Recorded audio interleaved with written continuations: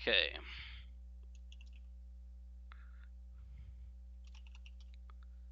Hey, Sono.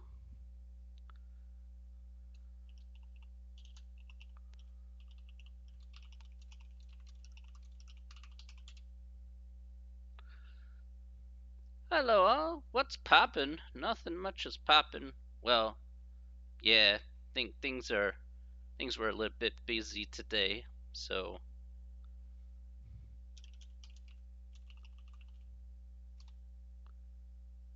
nice.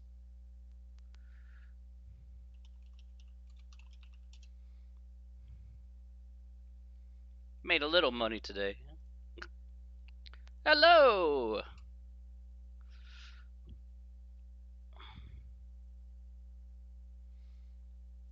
You're welcome at any time. It is always lit, man. Always. Hello, Miguel. How are you? Sorry for the delay there, everybody. I hope everyone is well today. Today, today made a little bit of money today, so can't really argue. That's what I did. Went to the doctor just for my regular checkup and stuff. So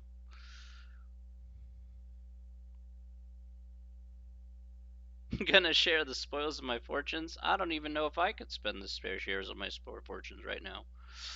Oy, oy, oy. I swear the market's absolutely crazy right now. Absolutely nuts. I don't even know anymore.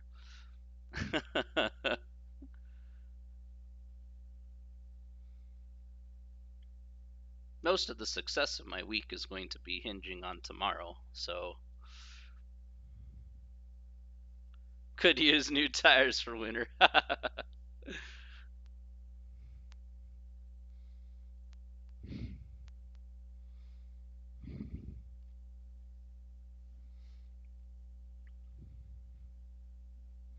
Yeah, today was pretty successful, so hopefully if the next couple of days go well, then maybe I'm going to be in good shape. Maybe. Just depends.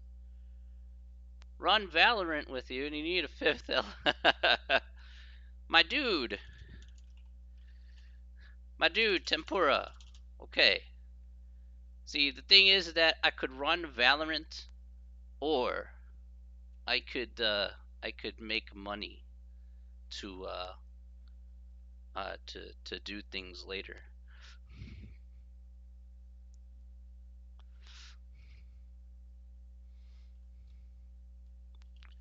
Hello, Gustavo. I sent you an email, buddy. Okay. I sent you an email, so you should have gotten that. Hopefully, you should have gotten that email.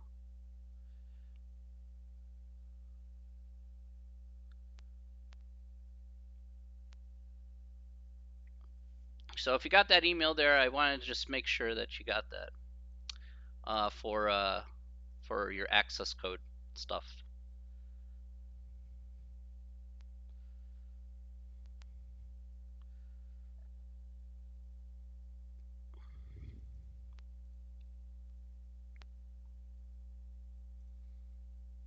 Okay, that's cool.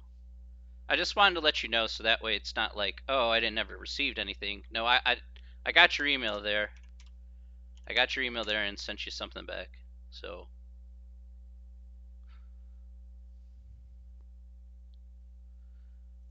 all right, we'll wait for a few more people to come on in. I know it's just kind of getting started here, so but that's okay.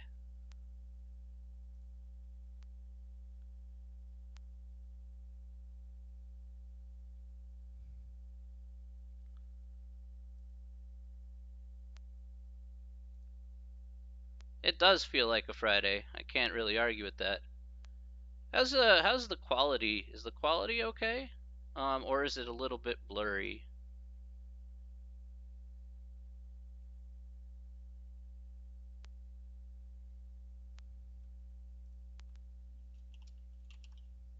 Okay, because it says my source is 648, which I didn't want to set. I wanted it at 720, but well, I guess I'll just kind of go with it since it's not too big of a deal for an educational stream.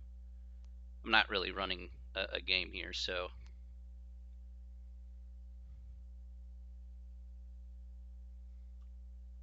If I was running a game, then it'd be different.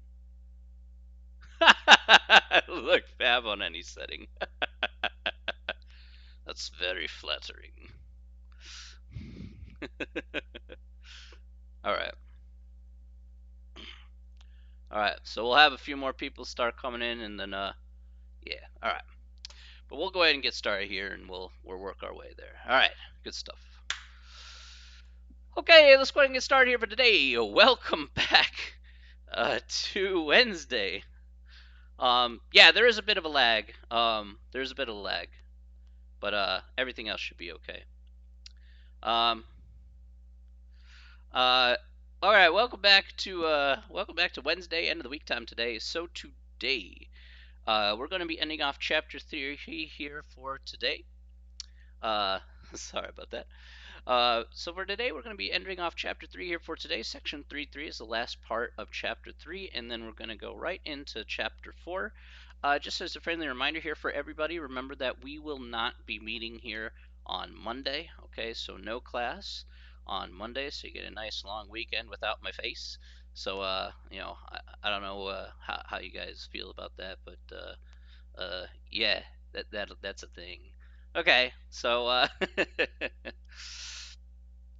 just letting you know that's gonna be for Monday, no class. I'm so I'm sorry. I'm sorry.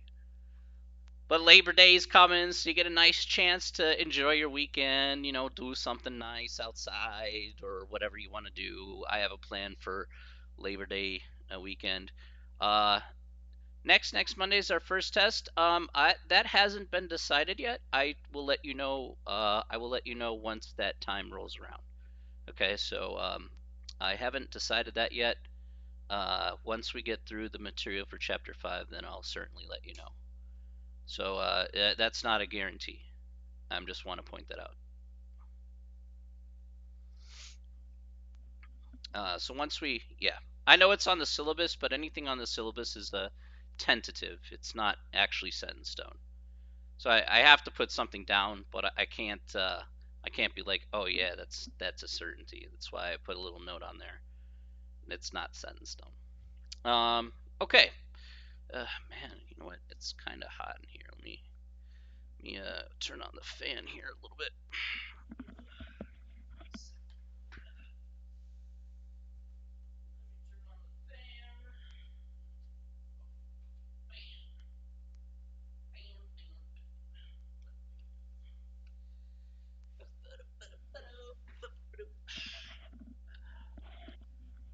Wah, wah. All right. There we go. All right. Okay. Okay, so we're going to go ahead and start here with section 3.3, which talks about decimal fractions. All right, so a majority of this section here is going to be fairly quick because a majority of the time here in section 3.3 with decimal fractions at the very least just pretty much requires a calculator of some sort of fashion. All right, so let's go ahead and do that right now. 3.3.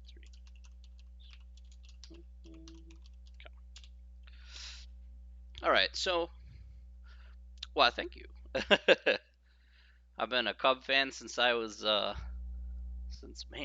since I was 3. So, it's the first thing I ever saw on TV was a Cubs game. Uh, Stuck by them ever since. All right, so 3.3 here is decimal fractions. Now, let's go ahead and take a look at several problems. Again, what are decimal fractions? What exactly would entail a decimal fraction? Well, it's the way you would write certain fractions, for example. So one of the things is for, like, you have maybe 1/3. And so, hey man, this is not a White Sox Cubs thing. Hey, the White Sox are very good this year. I'm hoping the best for the White Sox this year too. So the White Sox have a lot of stud hitters. All right. So we have 1/3 If you decide to do on your calculator here 1 divided by 3, 1 divided by 3 is like 0.33333, and that 3 can go on forever. But another way to represent 0.3 is basically, since that 3 kind of extends on forever, you can write that with, let's see, where is that here? You can write it with a dash on top. Like this would be 0.3 repeating, okay? There are other numbers in mathematics which repeat infinite decimal wise. So you have the number e. E is actually a number here when it comes to decimals. All right, it's a special number used in mathematics in several different types of calculations. This is actually 2.71828, and the 1828 part, actually surprisingly enough, this part here also repeats. So we just draw a, yes, thank you for telling me I'm bad. Still no? Yeah, this 1828 part repeats infinitely. So let me see if I can get this right. No. All right. Guess I'll have to make this up here. So let me put that on this thing. Oh, maybe not like that. 7. So this last part here, I guess I can't really do it on this formatting here. But actually, maybe I can. Oh, there we go. Got it. All right. So 2.71828. This 1828 here would be repeating. All right. All right. So I think so. This is another way you can express just repeating decimals in general. You can also go ahead and take mixed numbers and change that into decimals. So for example, here, if you had a mixed number here, say 4 3/4, for example. Okay, so let's say you had 4 3/4. On a calculator, all you would need to do is take the 4, that would be your whole number, and then put 3/4 in a calculator, 3 divided by 4, and you would get 0.75. So you would get 4.75. So you actually just take the fraction as a separate part, just kind of put that in the calculator, and you'll get a decimal equivalent related to that. Now, decimal equivalents to fractions are very, very important. Why is this the case? Well, because if you're working on a shop floor or anything of the like, oftentimes when you see prints or anything like that, they may be expressed in decimals or they may be expressed as mixed numbers. It just depends on how the engineer actually drew it out and set the dimensions. So I'm going to show off a page here in the book, and this is a really actually good page to kind of reference here. So I'm going to go to page 168 here in the e-text. And then page 168 in the e-text here, if you take a look, as you can see here, these are major measurements that you can find realistically on a shop floor, or things that you may use maybe on a particular problem. You notice that certain decimals relate to certain fractions. Okay, so 1/8 would be 0.125. So it says, if you're looking at a dimension of a particular print or figure, it says, okay, it's 3.125 inches, then it's really 3 1/8 inches. Okay, so if you needed to use the fractional equivalent for like certain tools or whatnot. All right, so if you're not sure what that translates to, well, there you go, you got an equivalent here. This little guy is fairly helpful here as well. This is also posted on pretty much every shop floor. You'll see a lot of these posters here. The more you get used to using tools, then you probably will use this less and less. But this is a very good handy reference guide, especially when you're trying to approximate which type of tool you should use on on which type of dimension, because not everything is going to fall underneath, say, these specific decimals. It may fall in between these two decimals, for example, and then maybe you need to find the tool that best reflects that particular dimension, for example. So those things, they may not seem super important, but in reality, I can definitely tell you that they do. Okay, so let's go ahead and take a look here and see how we can measure this out. Let me look at an example here. Where's that example there? Okay. just had that a second ago. Okay, there we go. Yep. Okay, so let's do an example, and I just need to find that right one. I'm just gonna move that up. There we go. Okay, so here in this case, let's say we have 4.283. Let's say we have 4.283 inches, or whatever the case may be. Our goal here is to go ahead and find. Actually, you know what? I'll put it here. That's a good idea. So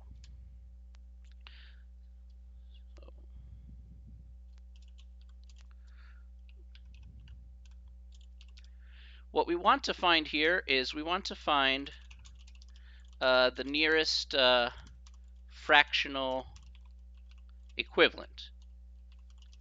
Okay, so we want to find the nearest fractional equivalent of 4.283 inches. So we're going to convert this from a decimal. We'll convert it into a mixed number of some variety in order to find out the closest thing that we can get to 4.283. So let's take a look at how we can do that. First and foremost here, just take the 4. We're just going to leave it alone. All right, 4 doesn't do anything in this part of the problem, so we're just going to have 4 here, no problem. Okay, the rest of it is going to be the fractional equivalent, the 0.283 part. So we're going to look.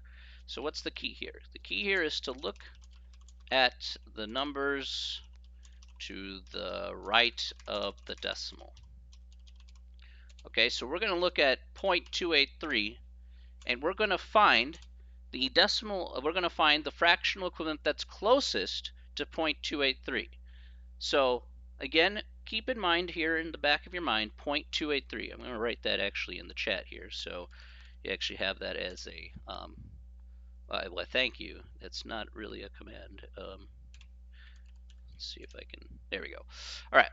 So what I'm going to do here is go back to the chart that we had on that page.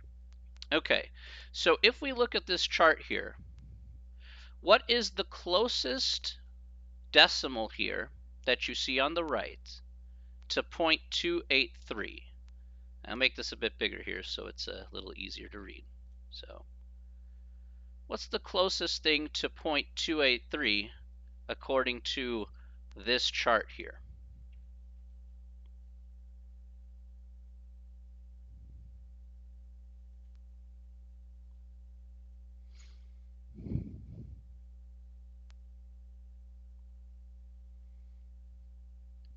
All right, 9/30 seconds. Okay, very good. That's right. So 9/30 seconds here is the closest thing to 0.283. This being 0.28125. Again, why do we want to focus on that? It's because if you're using tools or whatnot, you need to find something that's as close to it or a little bit over, if you can, in order to maybe work with that particular dimension. Okay, so because not everything is going to be super precise when it comes to tooling. So actually, at least tool dimensions, I should say. In any case, yeah, so the closest is, again, 9/32 or 0.28125 or 9/30 seconds. That is correct. Okay, now let's talk about another thing in this particular example. You're saying, well, hang on a second, that's not too bad. I'd be like, yeah, that's fair. Okay, but let's remember here, sometimes context matters. All right, so how about the closest 16th of an inch? So if we looked at the closest 16th of an inch, this was 30 seconds of an inch, okay? So let's say I want the closest 16th of an inch. What would it be then? Let me go ahead and move this out. What would it be then? The closest 16th of an inch, according to our little chart here.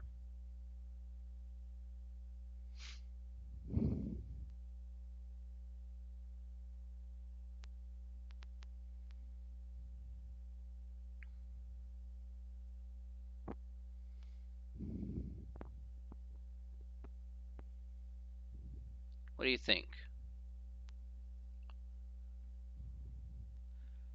So let's take a look here. We have 3/16, which is 0.1875. Remember, 16ths of an inch. So I should have some, so basically what I'm looking for here, I'm looking for a number over 16, or again, something in equivalent to that form of over 16. So essentially, I guess I'll describe this to make it a little more clear about what I'm asking for here, because maybe I'm not too clear here. So if you notice here, 3/16 of an inch is 0.1875. All right, 4/16 of an inch is the same thing as 1/4, which is 0.25. We go to 5/16 of an inch, and that's 0.3125. And we want to make a determination. We say, okay, which one of these is going to be closest to our decimal part, which was 0.283? Is it going to be, say, for example, 5/16? Or will it be, say, a quarter? They're both pretty close.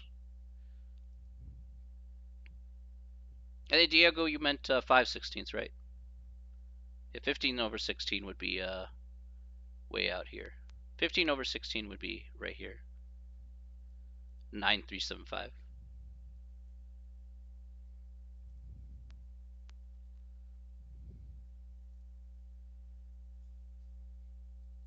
So if we look at this here, all right, the closest one here is actually going to be 5/16. So 5/16 would be the closest 16ths of an inch. So if I wanted to find the closest, let's go back here for a second. So the closest 16ths of an inch is going to be 5/16. So you would have, your answer here would be 4 and 5/16 as your final answer for the closest 16ths of an inch for that expression.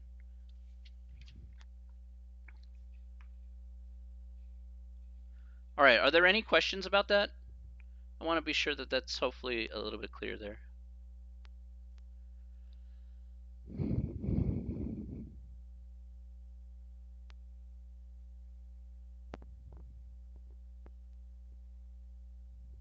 Okay, cool.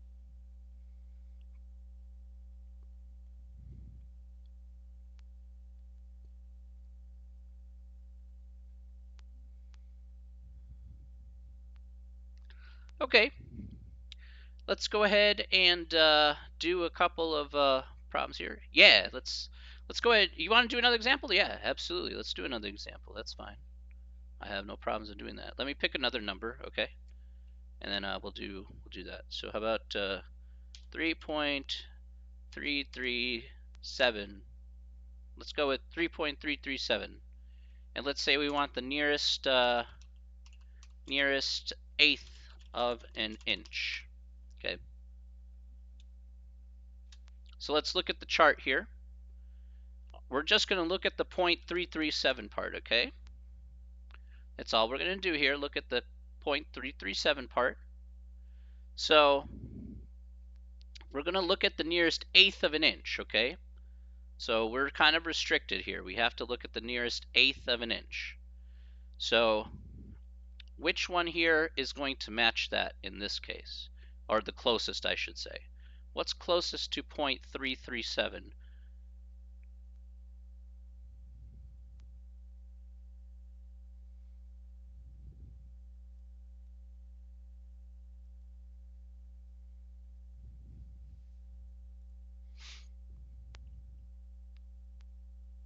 That's correct, 3/8, right? 3/8 is 0.375, and 2/8, which is 1/4, is 0.25. So the nearest eighth of an inch would be 0.375. So again, context matters here, okay? That's I guess I'm just trying to kind of get to you guys and be like, all right, context does matter because it's asking us for specific types of inches, for example. So 3 and 3/8 would be the correct answer. Yes, that's the closest expression to 0.337. Again, since we're working with approximations again, that's why we're going to get these results here. If we're working with super specific fractions, we could break this down even further if we want to. That's not too hard to figure out. a way you can do that here, and I guess I'll show this off as well, is if you, for example here's a way you can kind of figure it out if you want to go from a decimal into a fraction, if you want to kind of break it down. So if I have, for example here, 0.23. Let's say I have 0.23, and let's say I repeat that over and over again. Let's say I have 0.23232323. Okay, let's say that repeats over and over again. It'll be with a bar on the top there and stuff like that. Okay, this is actually going to be one of the things that you can do here, and here's a kind of a trick here. The trick is to basically put this. The trick is to put over consecutive nines.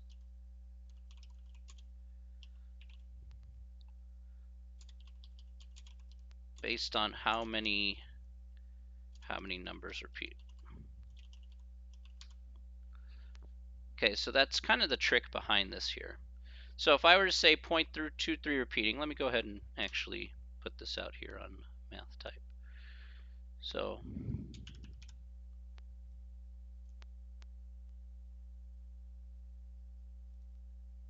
okay. So if I have 0.23 repeating like this, okay, let's say this is what I have. All right. So what I want to do is I want to express this as a fraction. So since I have two numbers that repeat, 2 and 3, then basically I can go ahead and I can put two consecutive nines. All right, so I can put it over two consecutive nines based on how many numbers repeat. So since there's two numbers, I put it over two consecutive nines. I can write this as a fraction as 23 over 99, for example. So I can write it just like that, and this would be a way I can approximate from a repeating decimal into a fraction if I wanted to write it that way. If I want to write a general decimal here, let's go ahead and so that's for repeaters. If I want a general decimal, oops,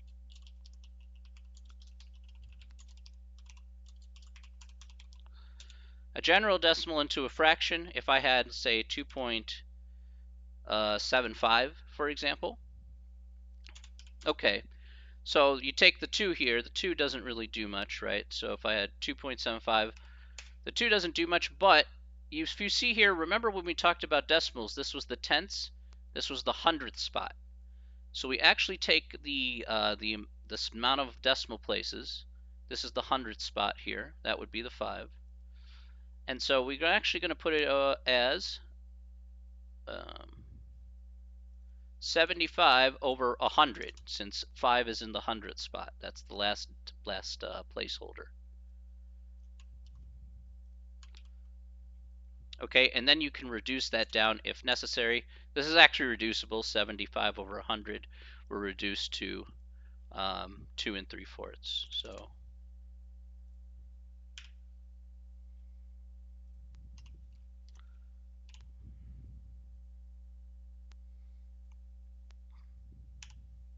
So here we get this right. So we get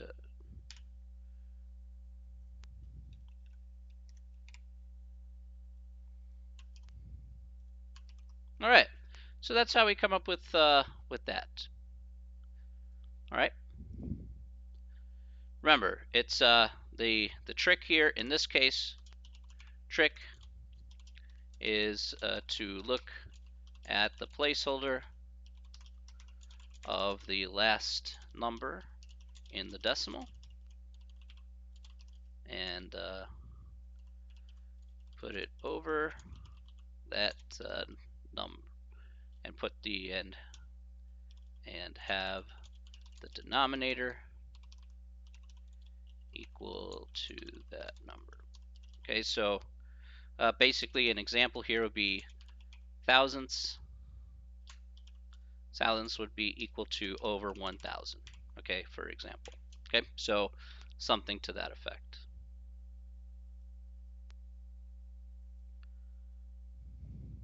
Oh, I thought I put that to 16. Okay, that was weird. All right. Not sure why I did that. All right. In any case, that don't matter. All right. Are there any questions about that?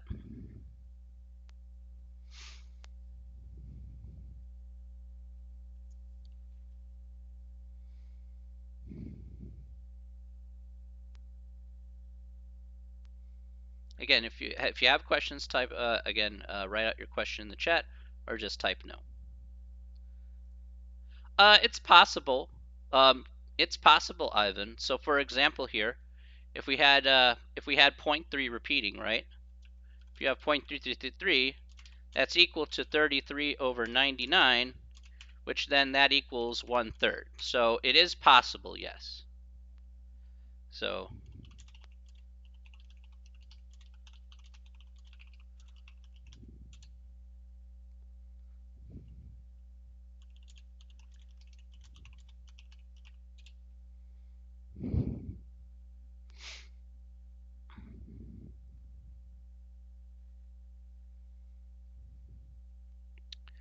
are there any other questions before we move forward here?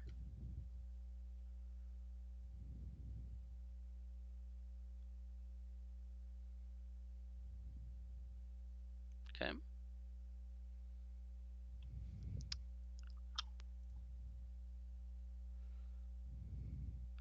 All right, good beans. Okay. Let's go ahead and do a couple of problems here, all right, from the book here. So let's go ahead and met it out. Let's see what we get. Wait, that wasn't the right page. Let's go here. Go to 174 here. All right.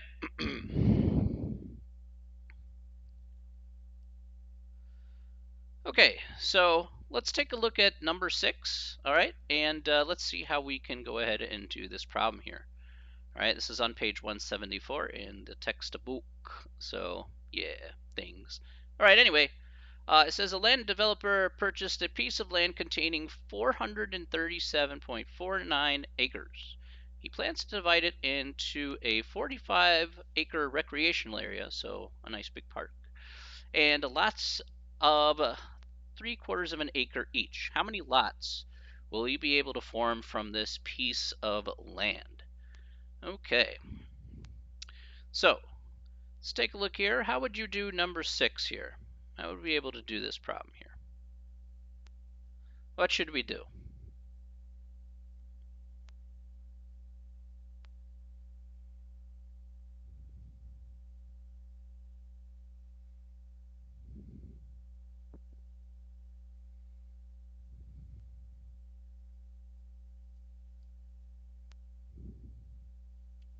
What do you think we could do here in this case?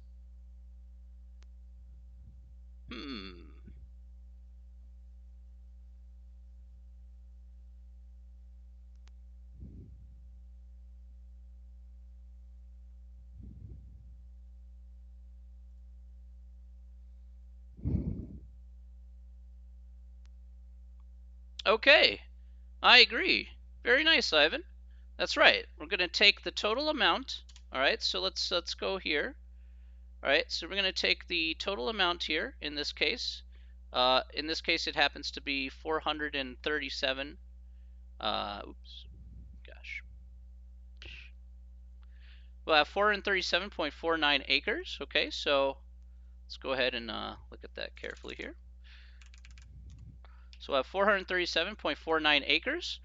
We're going to take away the 45 acres, which is just for land development. Okay, just for the recreational / park area. Okay. And let me make this bigger again. And then we're going to divide it by 3/4 or 0.75. So you can convert that into 0.75 if you like. That'll make things a bit easier. So we're going to go ahead and do that here. So first of all, if we do 437.49 minus 45, let's go ahead and do that here. So here we get 392. 0.49, and then we'll divide that by the 0.75, or again by 3/4. Now, if you have a graphing calculator, you put 3/4 in parentheses, or convert 3/4 to a decimal and then go ahead and divide by the 0.75, whichever way you find comfortable. And then let's see what we get here. So what do we get? What do we get in this case? How many lots can we make?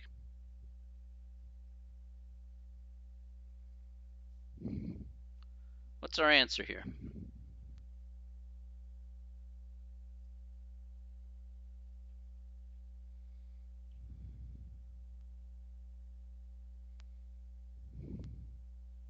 All right, good. So our answer here, 525. Hey, that's okay. That's fine if you're late. I don't mind at all.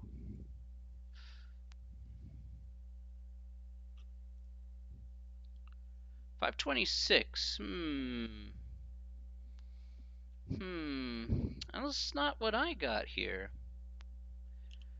I got this, 523.32.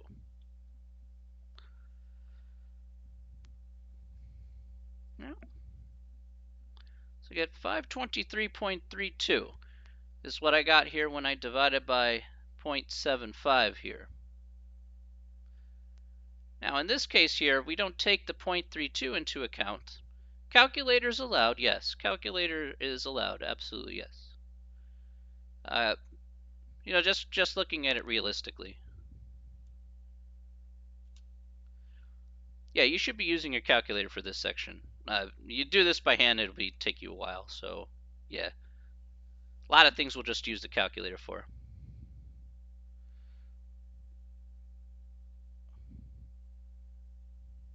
Okay.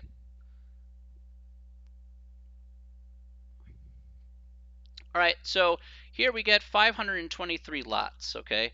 Again, we don't take the 0.32 into account. We want full lots here, okay? So the 0.32 doesn't count, so 523 lots will be our final answer for this problem.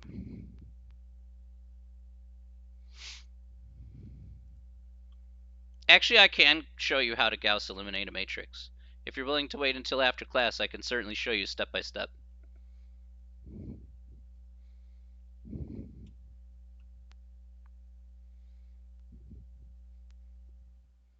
That example in itself, to Gauss eliminate a matrix, takes me about 45 minutes to an hour.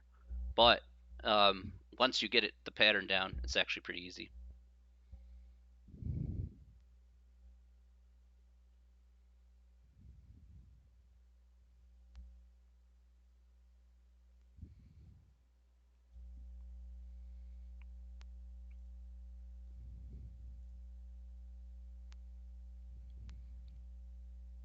Okay, good beans. All right, let's go ahead and try another one here. Let's try another problem. Just one more here, and then we'll move on to the next section here. So there's not a whole lot of problems in this section. So, all right. So I want to look at number 12 because number 12 is something that you may see in other problems. So I want to be, I just want to be sure that you guys understand what kind of this stuff is. So it says a reservoir is used at an average rate of 125,000 gallons per day. Convert this to units of MGD. MGD, not Miller Genuine Draft. No. But the MGD here is for millions of gallons per day. All right. So if you may see this in other problems in the book, so I just wanted to point this one out because there's a lot of other problems that use this. So millions of gallons per day. So here we're given the fact that we have 125,000 gallons per day. So let's put this here. Okay.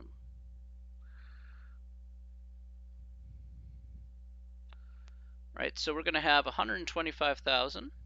Oh, why did I not have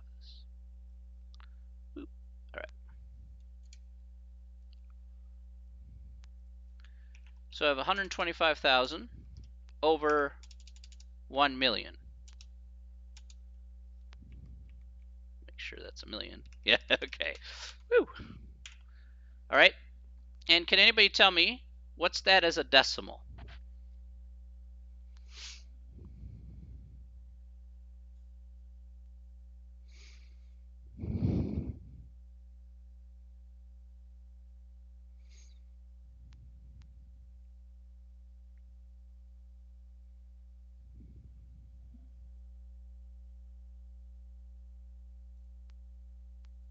What's that as a decimal here?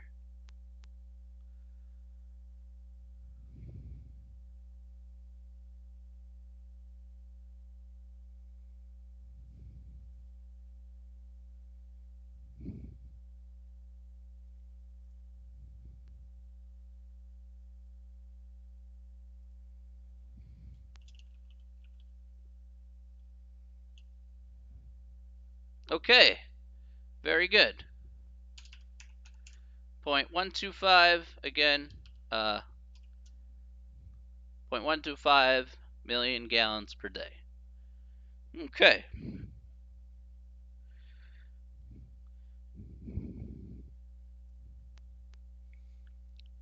You guys okay today? You guys have been pretty a little slow here today, so I'm a little worried about you guys.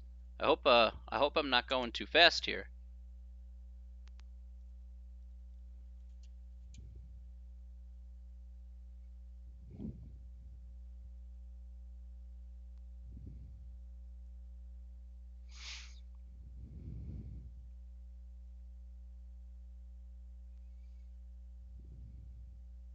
Okay.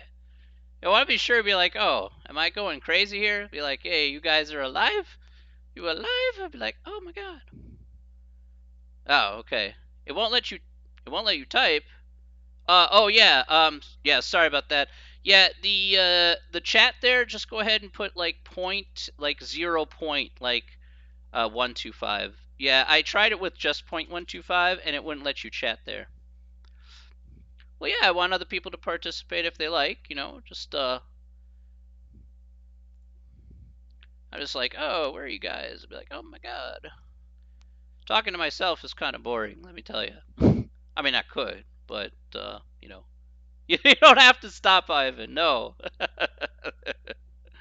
No, please. All right. Good beans. Okay, so that is the end of chapter 3. Okay. Let's move on here to chapter 4.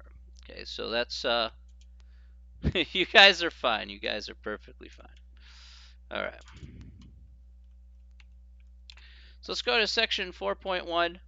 Section 4.1 talks about ratios and proportions. Okay. So a lot of this stuff here deals with ratios, proportions, and percentages in some form or fashion. Okay, so we're going to go over the first couple of sections here in this particular chapter, and then next time we'll get most of the rest of this done here. So, all right. In any case, let's talk about how ratios and proportions are listed. So ratios and proportions, you kind of often see problems that be like, x, we have, for example here, x over 7 equals, let's say 3 over 2 or something like that. Whatever the case may be. And then we would have to say, okay, can you tell me what x is at the end of the day, and things like that. This would be an example of a proportion of some variety. We also can look at ratios. Ratios are also seen, again, if you're talking about, say, mixing two things together. So ratios, for example, would be like a 3 to 2, a 3 to 2 ratio. Or again, like if you're mixing oil and gas in like a lawnmower, then you have to put like a certain kind of ratio mixture of oil to gas. So like 10 parts gas to 1 part oil, so something like that. So you'd be like, you could see it written like this, a 10 to 1 ratio, for example, just like so. Okay, so we're going to be exploring how to look at ratios here.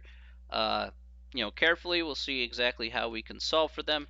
Again, we want to be able to take a look at several problems here, and you'll see that in this section and the next section about how to look at ratios depending on the context of the problem. You'll see exactly how that is going to work. All right, so let's look at that problem in the book there.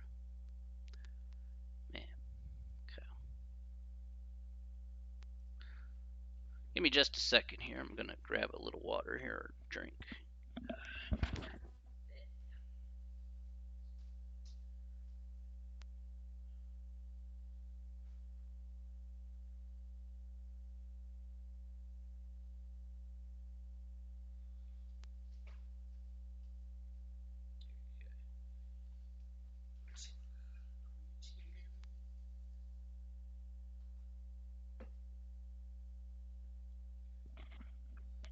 Sorry about the delay there. Mm-hmm. All right. All right.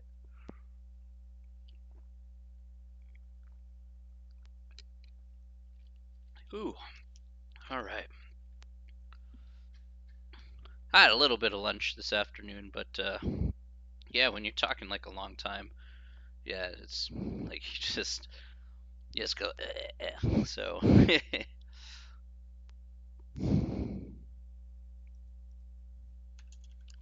there we go. All right.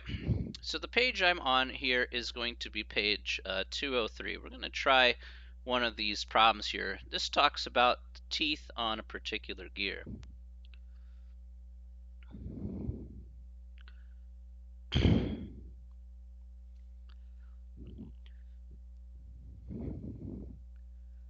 Do I intend to talk about number theory someday? I mean, I could talk about statistics and basic statistics and a little bit about that, but I'm not sure if I'm going to get super deep into number theory.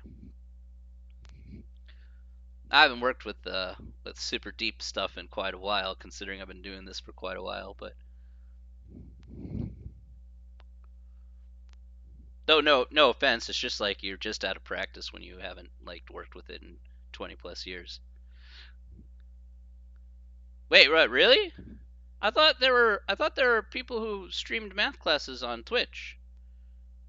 At least I thought so, right? Don't people? I'm not the only one, right?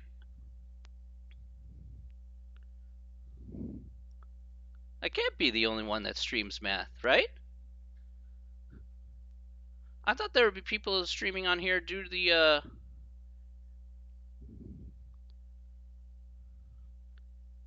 Nah. I thought there'd be more people streaming on here on Twitch due to the fact that we were in the middle of the pandemic and people are all are online. I have a distaste for Zoom because I think Zoom sucks. Because I do like the fact that you guys can remain anonymous and ask me questions. That's why I want you to remain anonymous to ask me questions. So that way you don't have to feel like, oh, I didn't get it right. I don't really care if you get it wrong. The purpose of the stream is just to have you guys learn. So yeah, I honestly think I wasn't really all that special, to be honest, just because you know pandemic stuff. So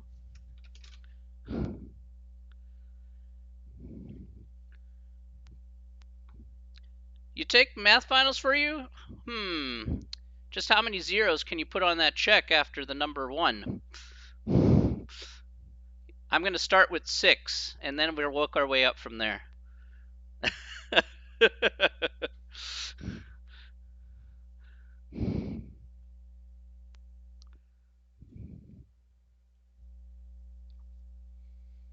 The little commas in between too.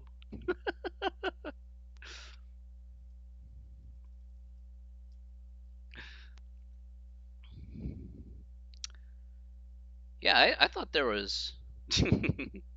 I thought there were more people on here. Actually, in all honesty, I really did think that there were more people on here. Um, you know, listening to math lectures or whatever. Shift the decimal point a little. I'm a legend. I'm a legend on Twitch. Come on, man.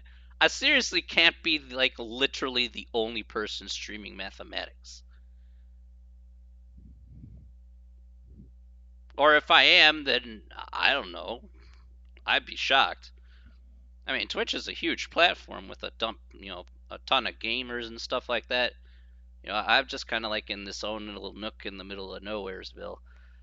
But I'm here to help everybody else because you guys put into you guys in the course and stuff. So, do you have quizzes? No, there's no quizzes for the course techno. There's just gonna be like the homework and just the tests. If there were quizzes, I would have told you on the syllabus stuff. So anything on the syllabus is what I have to follow. So um, oh, okay.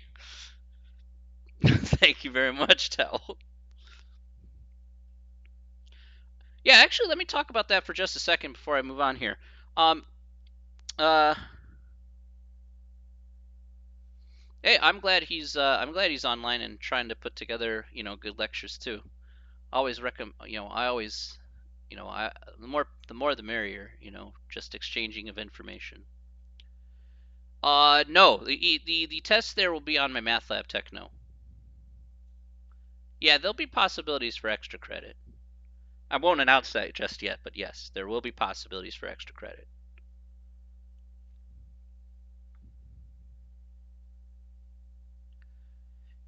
Yeah, so just for future reference for you guys, remember what a syllabus is, okay? So remember that the syllabus is a contract, okay? A syllabus is a contract between you and I, right? If I make the syllabus and I have it done a certain way, right, that's what I have to hold myself to. That's the standard I have to hold myself to. Okay, meaning if that's the point structure for the class, that's the point structure for the class. I can't unilaterally decide, oh, you know what, I just magically changed the amount of points without first of all informing you first. I can't make that decision on my own. I'd have to confer with you guys and then have you agree to that before I make any change to the course in terms of like point structure and grades and homework and quizzes. So if I didn't say like at the beginning, if somebody says, if a teacher in the future says, "Oh, you magically have quizzes out of nowhere," I'd be like, "No, look, here's what the syllabus says. There's no quizzes on the syllabus. Okay, then there's no quizzes on the syllabus." If they talk to the class and say, "Okay, I want to add quizzes to the syllabus," and you agree, then fine. But yeah, always remember that a syllabus, in at least in a college setting, is going to be a contract between you and the professor. So that's very important to know. So if you feel like you're getting shafted on certain grades or whatnot, remember that fact. Okay, I'm not going to shaft you on grades. I've basically kind of put out exactly how the structure of the class will go. So I try not to put any surprises there. I give you exactly what you put into it. So I don't want to be like that guy who just pulls stuff out of nowhere. So I'm not like, again, I'm not Randy Orton. I'm not going to RKO you out of nowhere, right? It just makes no sense. So I try and be as straightforward as possible, so it's not. So I want to be as transparent as possible too. If you feel confused about anything, you guys are free to ask me questions about that. Just like, hey, we got quizzes? No. Okay. You email a test? Nah. I just put that online so you guys can try it. So I'll be once I announce the test, I'll post it online, of course. But I hope that answers a few questions there. So you guys are free to ask me anytime about that stuff. You know.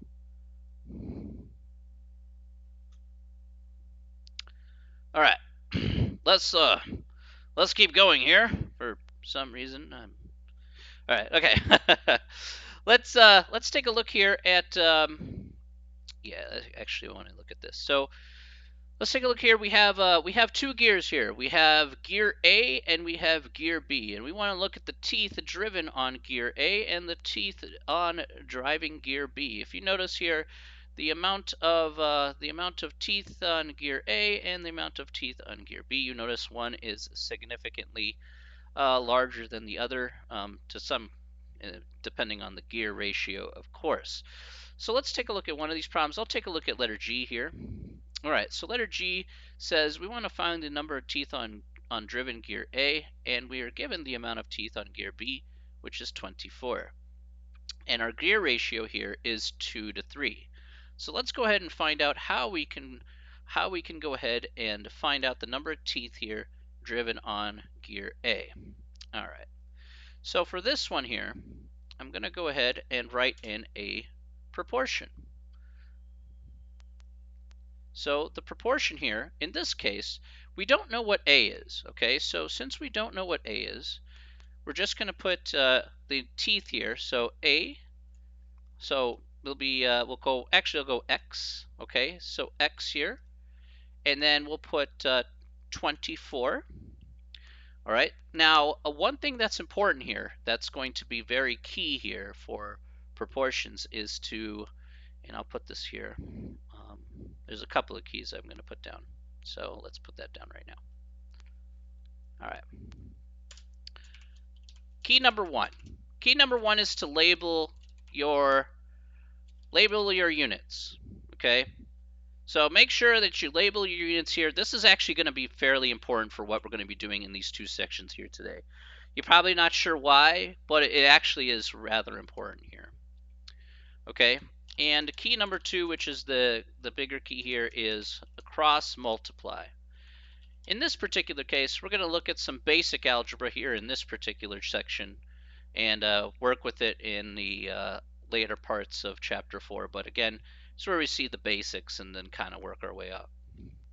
So we have a ratio here of 2 to 3. Now, if we see 2 to 3, if you ever want to write, say, for example, A to B, if you see something like this, this is equivalent to if you wrote a fraction of A over B. That's the same exact thing. Nothing changes. So in our example here, we have a gear ratio of 2 to 3. Now, because we have a gear ratio here of 2 to 3, then in this case, we're just going to write 2 on the top and 3 on the bottom. What about the labeling here? Let's go ahead and take a look here and why the labeling here is important. I'm going to go ahead and put this in text format. So this is X for teeth. This is X teeth, okay, for gear A. All right. And this 24 here is going to be, again, put this in text again. So this is the X teeth for gear B. All right. So that means that in this case, for every 2 teeth of, we have 3 teeth of gear B, we have 2 teeth X of gear A. So if you want to take a look here, if I want to label this, for example, I want to be sure that this has 2, again, teeth for gear A. And then down here, we'll have the same label.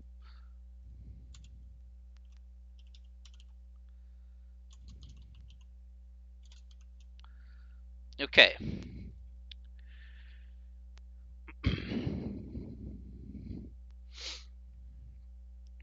All right. Are there any questions about that so far?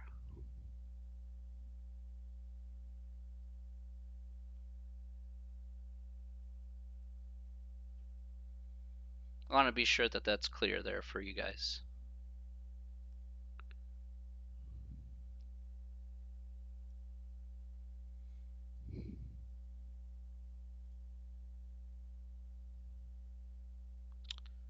Where is it? Here it is. Good with you? All right, cool. All right. I'm going to show this off here using my paint tool here. Okay, now this is actually useful in this particular instance because of what we need to do here. So we're going to have X over 24 equals 2 over 3. Now that we've lined this up here, we're going to cross multiply. So cross multiplication basically takes this. We're going to cross X with the 3 here, and we'll cross 24 with the 2. So this is the other key that we're talking about here. So what we get on the left-hand side is we get 24 times the 2 equals 3 times X. All right? Just like so. All right. Next, we're going to go ahead and do 24 times 2. All right, so what's 24 times 2 here?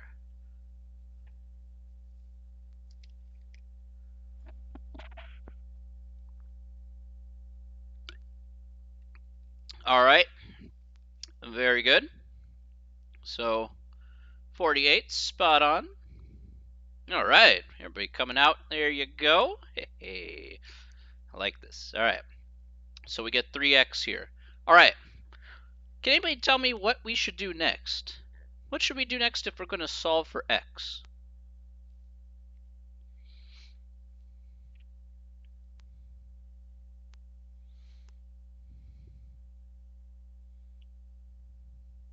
What do you think we should do? We have to isolate x. I agree with that, Ivan.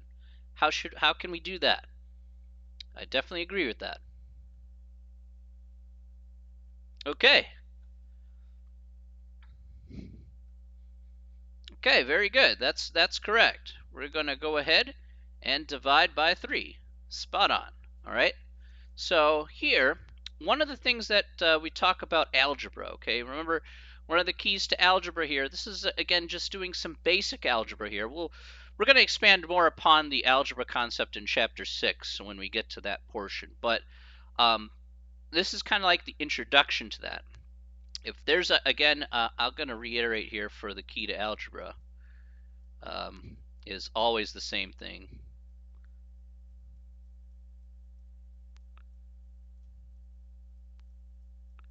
The key to algebra is going to be the word balance. All right? And this is the way we're going to approach pretty much every problem here is balance. Balance is number 1, meaning to say if I divide by 3 here, I have to divide by 3 here as well. Okay? What I do to one side is what I got to do to the other side if we're going to solve for any variable. Okay? Or do any sort of calculation. Okay. And we'll be using this idea of balance over and over and over and over again. So if you always have a tough time with algebra, always come back to that one word of balance. Once you understand balance and how to balance things out in certain equations, trust me, the subject becomes 10 times easier as a result. Okay? It really worked for me when I was working through stuff that I had a tough time with. So I highly recommend just kind of remembering that word in the back of your head. And that's correct, Gustavo. 16 is your final answer here. 48 divided by 3. Spot on skis. Perfect. All right. All right, so 16 teeth on gear A based on that. No problem. Okay. Any questions about that?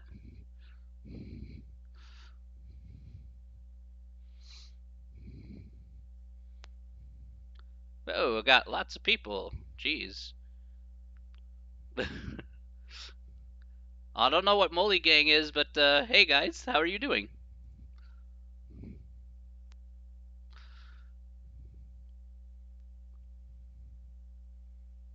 All right.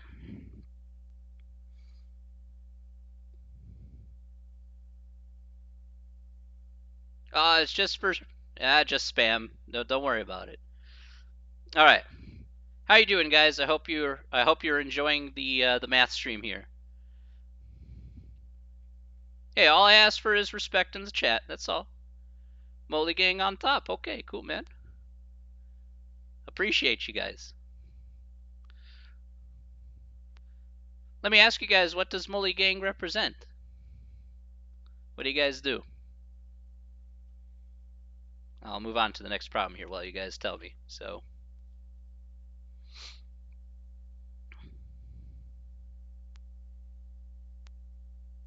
Okay. That's okay. No problem. All is forgiven, Molly. I have no problem with that. I know you guys are a little excited. It's okay. Molly Gang's a great society on Twitch. Well, I will tell you this. If you guys are a cool, respectful gang and you guys are chill, hey, I welcome you here over to my math channel. And I hope you guys learned something.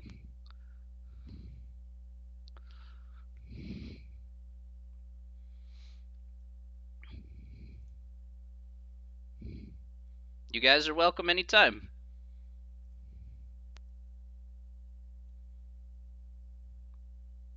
All I ask is just to be respectful. That's it. Simple, simple. All right. Let's go ahead and do another problem here.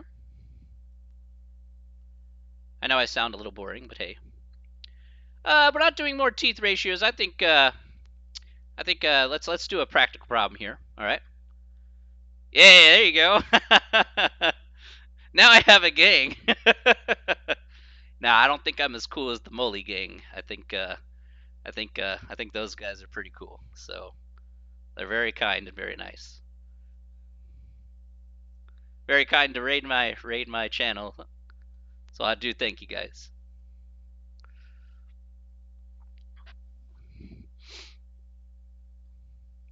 You know, feel free to follow if you like. So.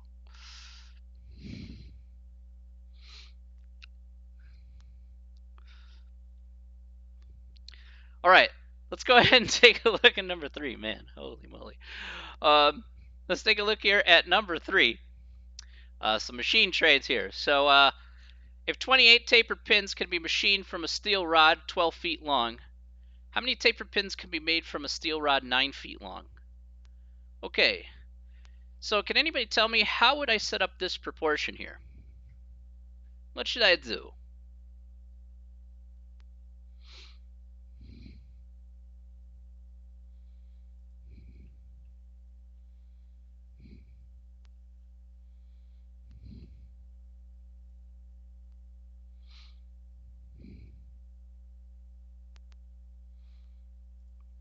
How can I set up this this proportion here? So 28 taper pins can be machined from a 12-foot long steel rod. How many pins can we make from a 9-foot one? All right, very nice. Very nice, Miguel. That's correct. Okay, so let's go back to our little guy here. So for just a second. So again, yeah, that wasn't the. Let's do it. All right. So we're gonna have again. What we're gonna do here is we're gonna have 28 pins. All right. All right. So we're gonna have 28 pins over 12 feet. Okay, which represents the rod here. All right, so again, I'm just labeling my units here on the top and bottom. Again, I want to make this as easy as possible. So don't forget, lazy math is the best math, okay? That's the that's the way to be. We're trying to figure out the amount of pins here because we don't know how much we can machine off of 9 feet of rod here. So there we go. All right, very nice job, Miguel. All right. So, what should we do next?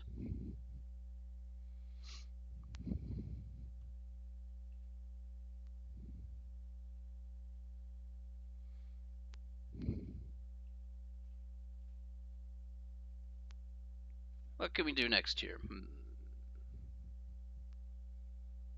Cross multiply. Okay. Completely agree. Let's cross multiply here and here.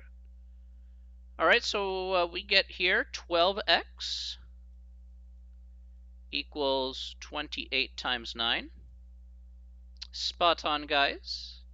You guys are doing pretty well today. All right. Positive vibes. Yes.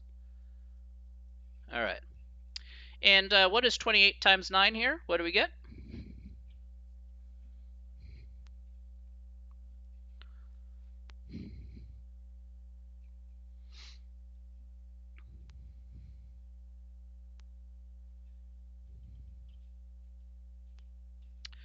252, okay. So let's put 252 down here. All right. And what do we do next? So far, so bueno.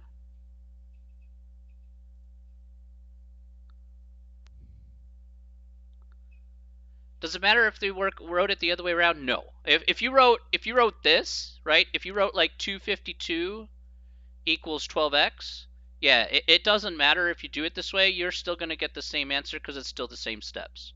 So whichever, look, at the end of the day, you know, whichever way you're going to feel comfortable with, that's the way you're going to go with. So far it for me to go ahead and tell you what to do. All right, I'm not going to tell you which way, as long as it's consistent and you get the same result.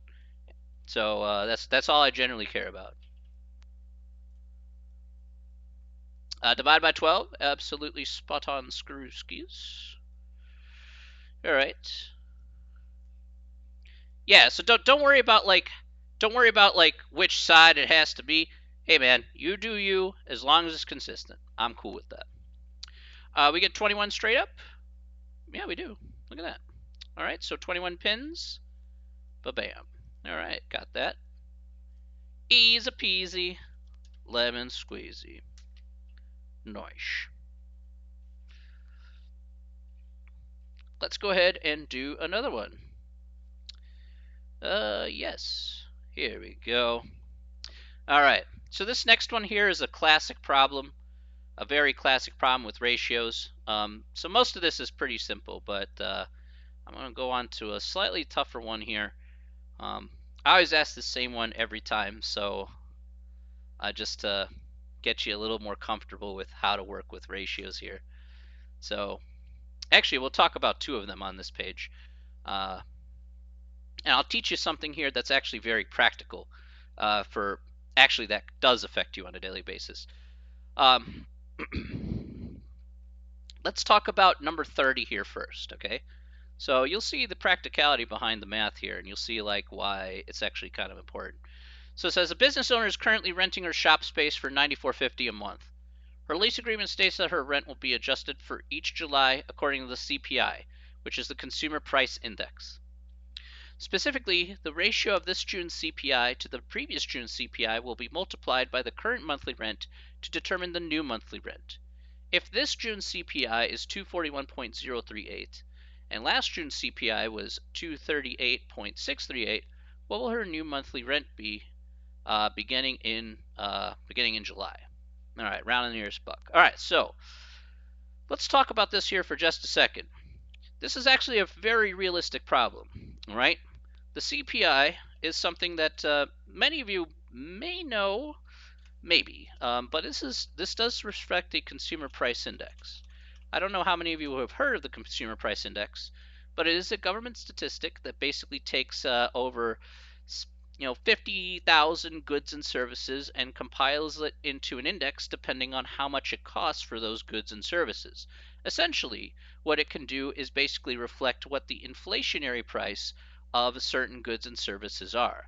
CPI is incredibly important because of the fact that prices of certain goods will fluctuate either up and down, typically up because inflation also goes up by a certain percentage every year.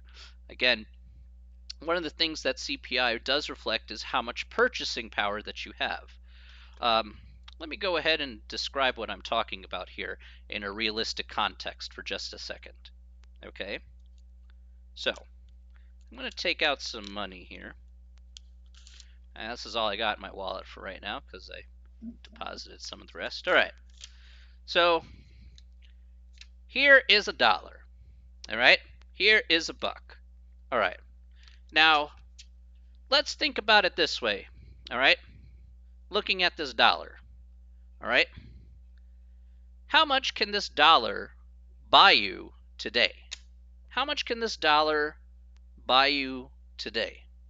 If you're to go to the store and you say, hey, I want to spend $1 on whatever, how much can this dollar really get you? Go ahead and type that in the chat. How much does $1 really get you at the end of the day?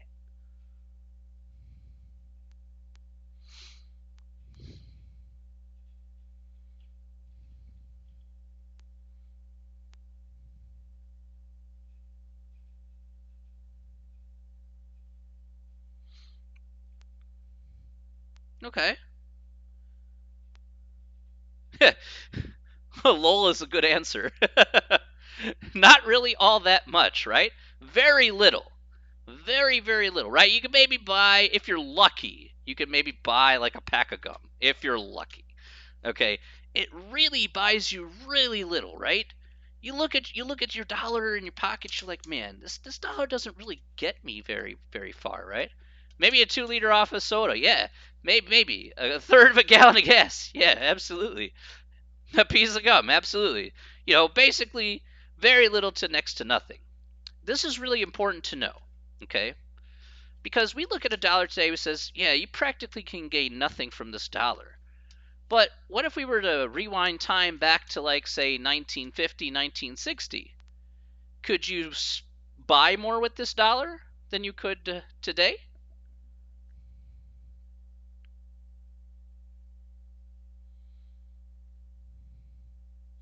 Do you think you could buy more? And, like, yeah, way more, right?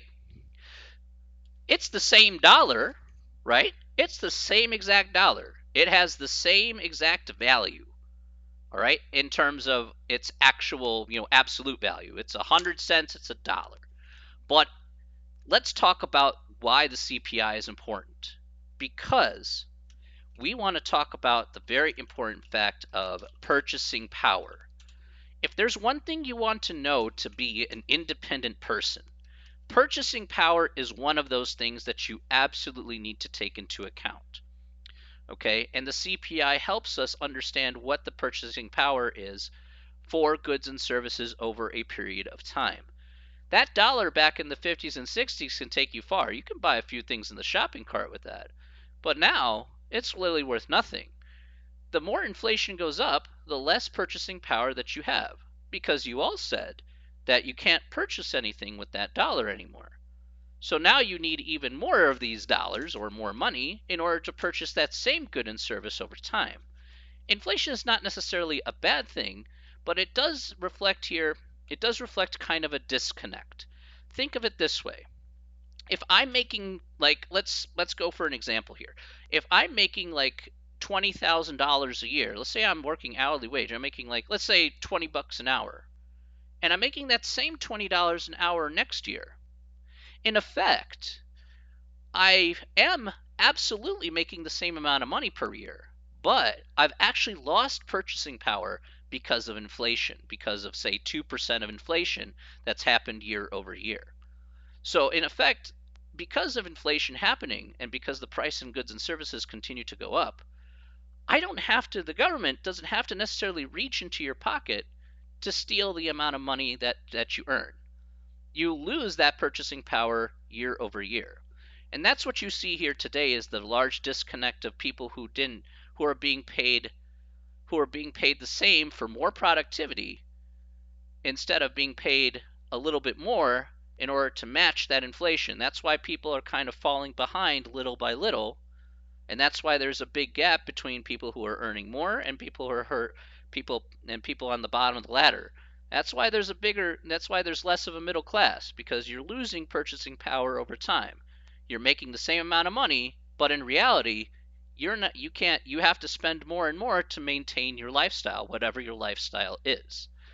And that's very, very important. And the CPI is a very good statistic to use to compare how much would be, say, for example, $20,000 today. How much would be $20,000, back in, say, how much would you have to earn for $20,000 back in the day in, say, 1985?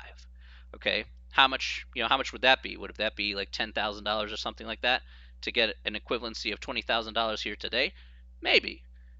And maybe earning $10,000 back in 1985 could be significantly easier than making $10,000 here today. And then you would see you would see the disparity between, say, you would see that huge disparity uh, for for wealth distribution and things like that. And this is also affected by region as well. So for those of you living in more expensive areas, yeah, then the disparity is even worse. So because purchasing power in certain areas will get you squat. For example, here I had a cousin, and he was like, I met him one day. We were out in San Francisco, and he was doing an internship. And I said, "Hey, how much you getting paid for this internship so you can, get experience and stuff?" And he told me, "Well, I'm getting paid $25 an hour." And then I just started laughing. $25 an hour, you know, right? $25 an hour is nothing in San Francisco, right? I have to take into account where you're making that money too. So that also matters quite a bit. If I said $25 an hour in San Francisco, like I just started laughing. I'm like, man, that sucks. If I said $25 an hour here in the Chicagoland area, yeah, $25 an hour is a lot. Okay, or in your local area, maybe $25 an hour is a lot. Yeah, $25 is pretty good, but maybe not in other places where the cost of living is quite high. So perspective matters when it comes to certain things like that. And the CPI is a very good, realistic, very good way to kind of see exactly, you know, um, that that that rising cost of your lifestyle and things like that. So yeah, definitely a very practical use of where we can use mathematics.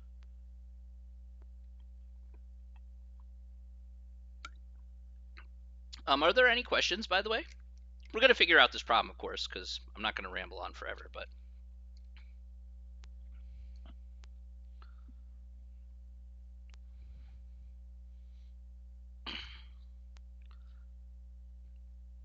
at the end of the day, no questions. Okay. Remember, at the end of the day, I want you to have, if you're going to be independent and you're going to work for yourself, if you're going to work for a company or not, whatnot, make sure you have enough purchasing power to maintain the lifestyle that you want. That's very important. So, don't, again, things are going to work against you. So you got to understand, what your purchasing power is going to be. If it means sacrificing a thing or two, okay, fine, but, you know, I'm sure certain things you're not going to be able to live without. So, again, take that into account when you talk about purchasing power and things like that. Always reflect on purchasing power. How much can I stretch my buck? All right.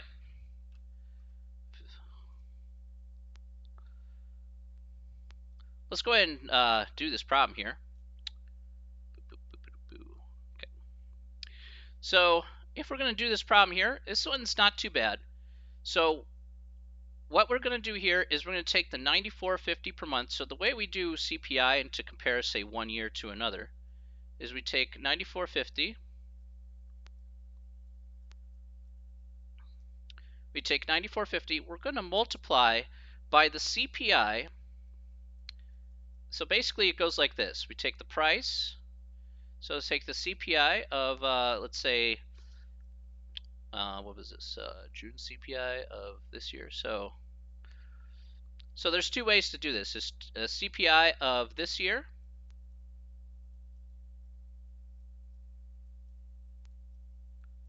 over CPI of yesteryear.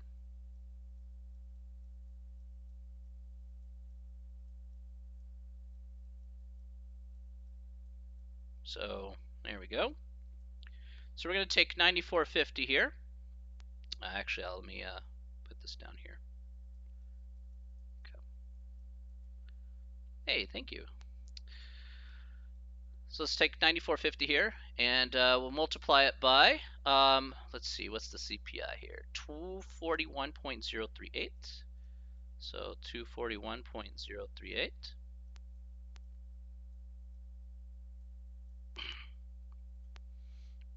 All right, over 238.638. All right. And so this is what we're going to bit bop boop in the calculator there. All right, no problemos. All right.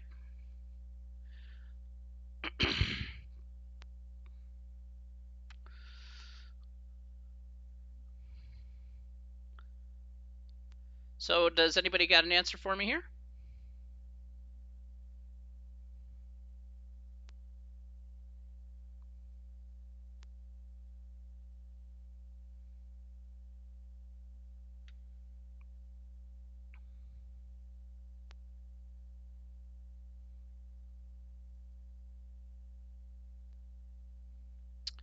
$95, $45, $04. Okay, cool.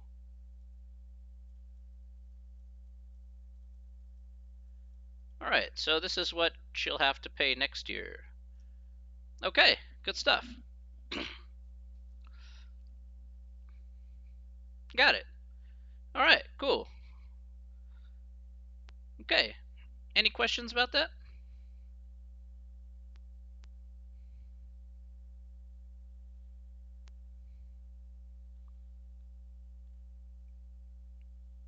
I know that gas is more expensive than it used to be back in back in 1997. That's for sure. I paid I actually paid this much back in 1997. Um, I literally paid um, 80 cents per gallon for one of my tanks of gas back in 1997. I'd hit up a gas station close to the border between Illinois and Wisconsin that had the cheapest gas in the state. Man, let me tell you, that was some glory. If you've ever filled up your tank for less than $10, I think that's the only time in my life I was able to do so. It's quite amazing. You could actually figure out how much 80 cents per gallon is in today's dollars. In today's dollars, it's like, yeah, I will say that those were good times for gas. Oh man, yeah. At that time I was fresh out of high school, so um, I was like, man, driving around, chilling with friends, going out to movies all the time and stuff. Yeah, we would drive everywhere, and the gas is super cheap. At that time, I had a Mazda Protege. That was my that was my beater car, a Mazda Protege. Can you show how you get the 954504? So again, we took the 9450 that she paid last year. We multiplied by the CPI for this year and divided that by the CPI from last year. Yeah, it was a emerald green Mazda Protege. There's a funny story about that car. It was weird. I'm gonna be honest with you. That was a to this day that car. Oh my gosh. That car died in the most unusual manner. In the most unusual manner. Like, so I would drive it to college and stuff like that when I was an undergrad because I kept it a few more years. So one day I'm driving the car and it was on its last legs, like you knew, because again, it would take a long time for it to go from one gear to another. So it would go over like this because it had a not the greatest transmission in the whole wide world. So you could feel it roll over. You have to press it to rev it up. One day I revved it up and uh, the engine rolled over, and then I hear this big whoop, and then it went boom, and I'm like, the whole car lurched up and then went boof, and I'm like, what the heck was that? What happened? And I'm like, I don't know what happened. So I'm like, the car ran fine. I drove to school, and I was like, okay, perfect, fine. All right, who cares? It's a thing. The transmission sucks. Whatever. All right. So I'm driving back home. It's nighttime. I'm driving back home, and then suddenly I feel its transmission starting to go, and I'm like, I kind of feel its transmission starting to go. So I'm driving down the street toward my house, and then suddenly, out of nowhere, my car literally stops while my foot's on the accelerator, and then reverses back 10 feet. And I'm like, hold up a second. What the heck is this? Are you serious? My car has stopped and reversed 10 feet? I'm like, nah, nah, nah, nah, nah, nah. This can't be real. So I'm like, okay, let me drive in first gear. First gear was fine. Okay, first gear would drive up to like 15 miles an hour. Once it hit past first gear, it would stop again, reverse 10 feet. I'm like, are you serious? I've never experienced that in my life. Even to this day, I've never experienced that in my life. And the car literally died that day because basically we took it to the shop. They're like, okay, can we salvage this? We're like, yeah, you got to get the transmission replaced. The transmission shot. But I'm like, but also the engine block was cut in half. So that time where the car lurched forward and went, slammed down, the engine block literally cut in half all the way down. And I was just like, oh my gosh. So that was what happened. I'm like, how did the car not just fall apart on my way to school? I don't understand that. I never will. I don't think I ever will. What was my first car? My first car was a Toyota Camry. A Toyota Camry was my first car. A maroon Toyota Camry that I had bad habits of leaving the lights on all the time. Yes. Got into an accident when I was 16, learned lessons, and yeah, there you go. That protege, oh my gosh, that protege. Holy cow. What an epic way to die. All right. Jay, I'm going to take your word for it. I'm going to take your word for it. You know more about cars than I do. To this day, I just find it weird. So if it was a transmission solenoid that went out, makes you lose all your gears randomly, I want to totally be on your side on that one. If that's what happened on that old tranny, no problem. All right, because that transmission was bad, was just bad. Like that Protege's transmission was just awful.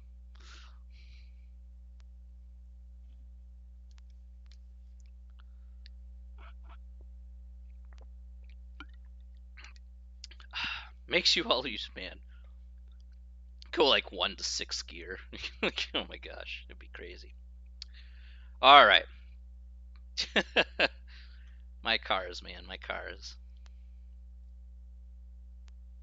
I got many more stories with cars, let me tell you. Many more stories. Me and cars we get along, but not all the time.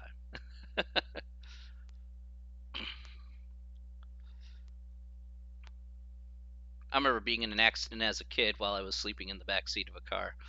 So I slept in the back seat of like our family station wagon, and then the next thing I know, I wake up and the first thing I see is a police officer. And I'm like, oh, yeah, what happened? And I see all these shards of glass. I'm like, yeah, what happened? I'm just like, whatever.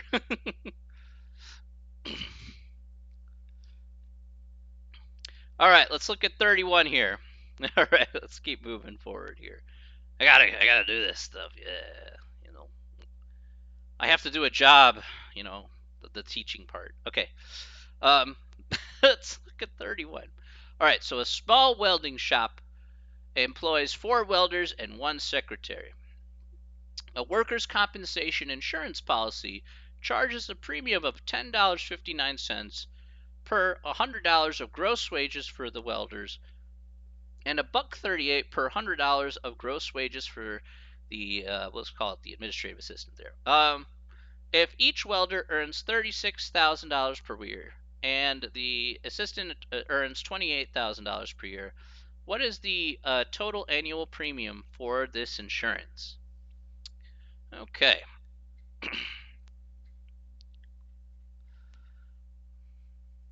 All right. So, what should I do here in this case if I'm going to solve this particular problem?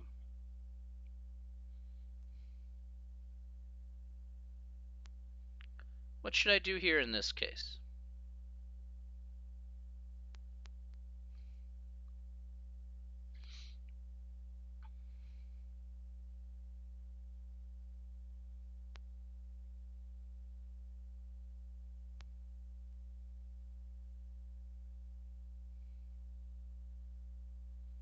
What do you think we could do? Okay, solve the cost per welder. All right, so how much did we pay the welders? Let's answer that. Each welder earns 36,000 bucks per year. So, if we want to figure out how much money we spent on the welders, what should we do?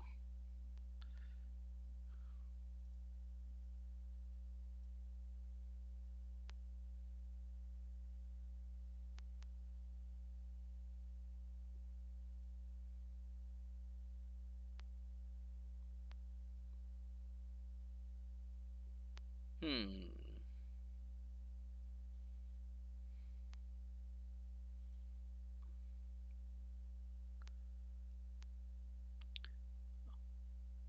Okay, that's fair.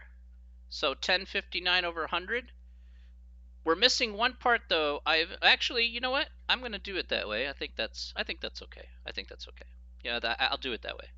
There's a couple ways to do this one, so but I'll do it your way there. No problem. It's just as good. So we have 1059 over 100.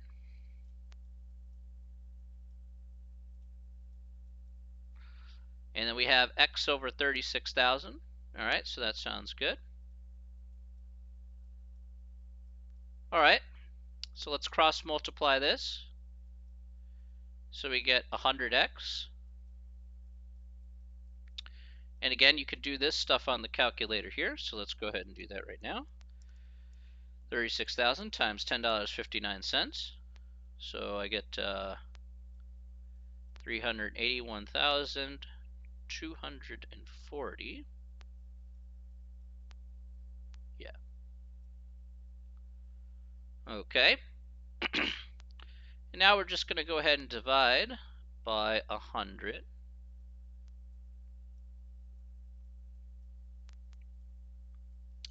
So in this case here, we're going to get $3,812.40.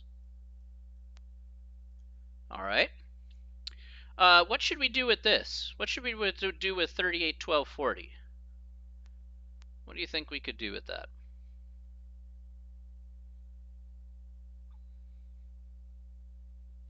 Correct, right? We want to multiply that by 4 welders. Okay, so we have 4 welders. So we'll multiply that straight up by 4. And yeah. So the premium here, for the welders at least, is $15,249.60.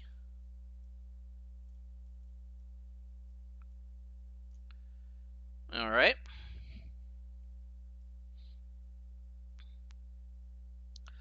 All right, and then we also have the assistant here who earns $28,000 a year. So we also have to factor just one assistant. So take $1.38, put that over 100, and that's going to equal X over 28K.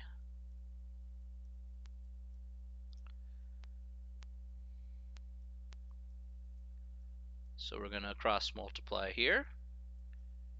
Get 100X equals 28K times $1.38. So let's figure out what that is.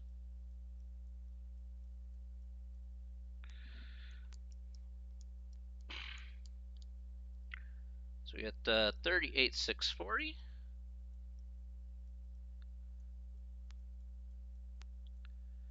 So if we divide by 100 on both sides, we get $386.40. So again, you could use a calculator for this. I'm just kind of doing it a little fast. You can get through this problem quicker. All right, so what we're going to do here is we're going to take the 15,249 60. We'll add that to the 386.40.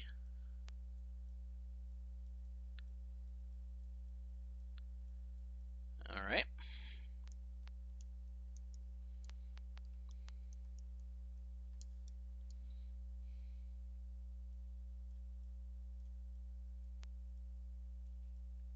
And so we get $15,636 as our final result. All right. Are there any questions about that one?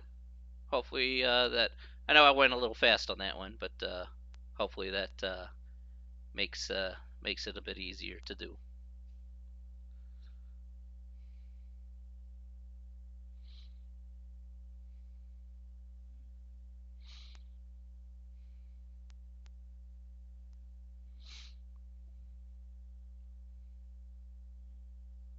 Okay.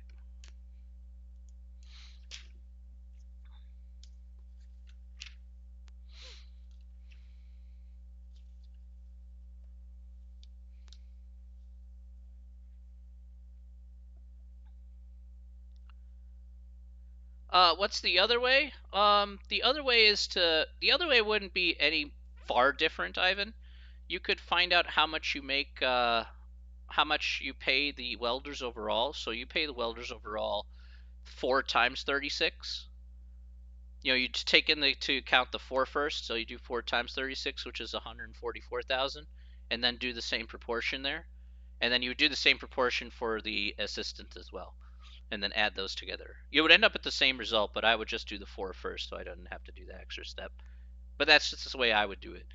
But either way, you'll still get the same answer. So like I said, there's not your way is just as good as the as like my way. So, but I'm willing to go ahead and do things your way. Just make it a bit easier if you feel like just kind of cutting it piecemeal like that is fine. So no worries on that.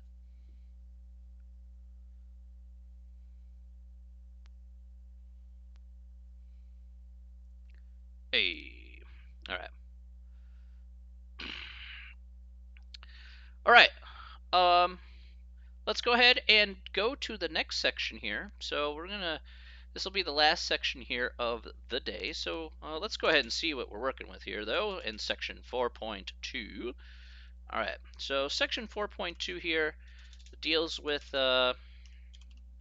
section 4.2 deals with special applications of ratios and proportions. Okay, so in this particular case, we're going to be dealing with there is a problem I wanted. Yeah, okay.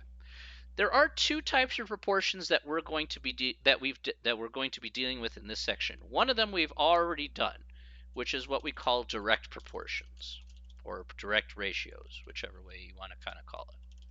So direct proportions basically says this, is that if we increase something, if we increase one value, that means that the resulting value here will also increase. So increase will lead to increase. If we decrease said value for a direct proportion, then the resulting value, again, will decrease. So decrease will just lead to decrease. Okay, so if we decrease something, the resulting value will decrease. So that's what we did in the first section there. All right, so in the first section there, the more money that we paid, all right, that means that the more premium that we paid overall. So, okay. So that would mean increase of salary equals increase of premium. Fair enough. All right. If we decreased our salary, we would decrease the premium in that last example. However, there is a second proportion that we're going to be looking at in this section, and those are inverse proportions. So inverse proportions basically say, all right, if we increase something, suddenly it reverses ship. Now you have a decrease. Okay? And if you decrease, well then suddenly, automatically, you get an increase of that result. Again, depending on the context of the problem. So what we're going to be looking at here is examples of both types of problems here. But we're going to look at the inverse proportions here first so we can see exactly how we need to set up, because the setup here is going to be the biggest deal. Okay, because we're going to use those same things about labeling our units here and putting the numbers in the right places. Those, excuse me, those things are very, very important. So we're going to take a look at that, and we're going to see exactly how that works out. Okay. Right. Make sure we got this. Okay. So we're going to go ahead and take a look at an example here. This is going to be on page 218. So this is a pretty classic problem here, but one of the good ones here, definitely. So, all right. Let's take a good look here at problem number 1. All right, so problem number 1 is a classic example, and we'll see exactly how we can work with this appropriately in terms of setting up, say, types of proportions here. So it says a line shaft rotating at 250 RPMs is connected to a grinding wheel by the pulley assembly shown in the diagram. So here you have the grinding wheel, and here you have the pulley and the RPMs. if the grinder shaft must turn at 1200 RPMs, what size pulley should be attached to the line shaft? Okay, so this guy here is turning at 1200 RPMs, and we have a 5-inch pulley here. This is turning at 250 RPMs, and we want to find how many inches this pulley is going to be. Now, if you think about it this way, this is a pure example of a inverse proportion. Let's talk about why that is here in this case before we go ahead and start. The reason is because here you have a smaller pulley, you have a pulley with a smaller diameter.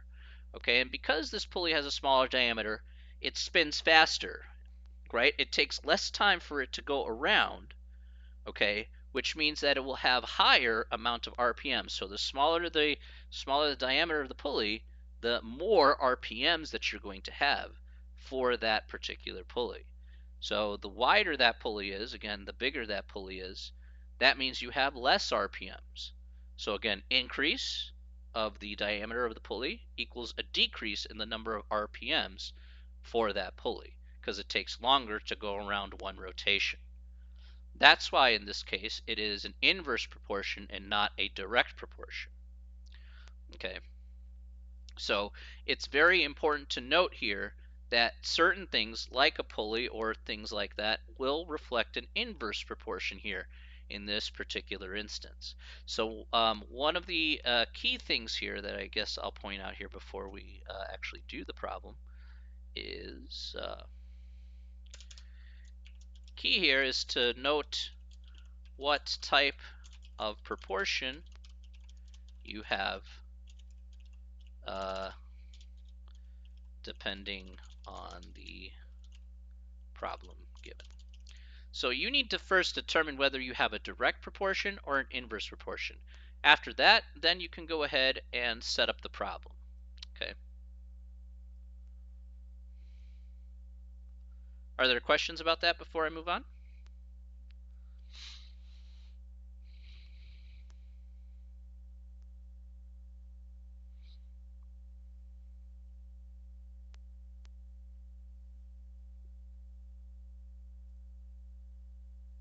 No? Okay. No? All right. Good stuff. It's perfectly fine.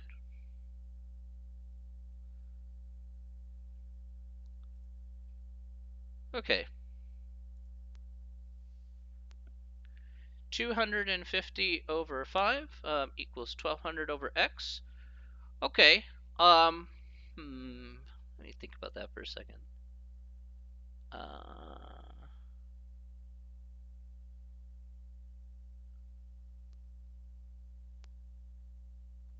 have to think about that. It's 250 RPM over a 5 pulley equals 1200 over x.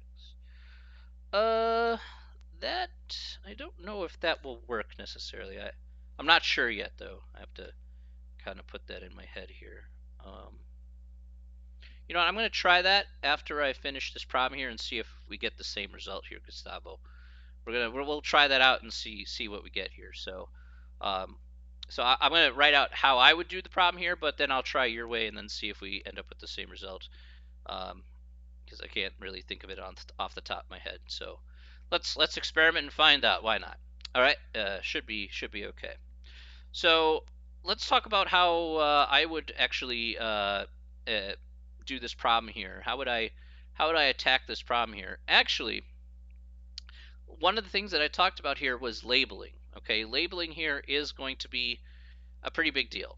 Okay, so what we're going to have here is I'm going to start off similar to what you have there, Gustavo, but I'm going to put 1200 RPMs here. All right, and I'm going to put 250 RPMs here on the bottom.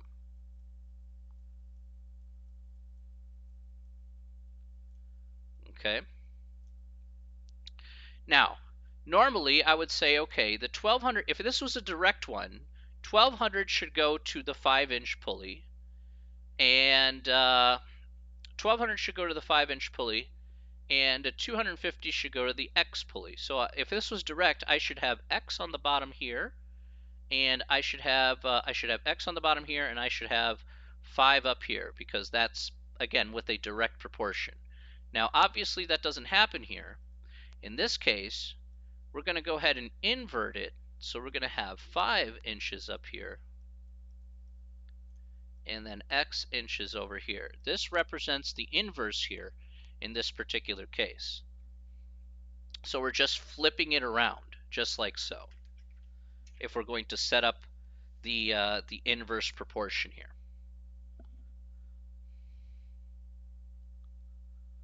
So let's go ahead and take a look at what we get here. We're still going to cross multiply here, but let's see what we get here in this particular problem. So, wait, did I put that backwards? Let me see. Hang on. What did I put? Oh, I put it backwards. Whoops, my bad. This should be the other way. Mobby. All right, so this should be. I don't know why I wrote the same thing again. Boo. Ay, ay, ay. All right, X inches and 5 inches. There. That's what should happen there. Not sure why I wrote the same thing twice. So, not smart things brought to you by Professor Chips. All right, so. All right, so here we're going to cross multiply. So we're going to have 250x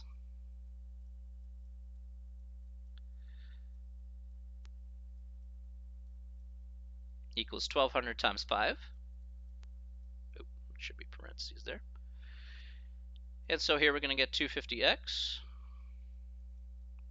equals 6,000.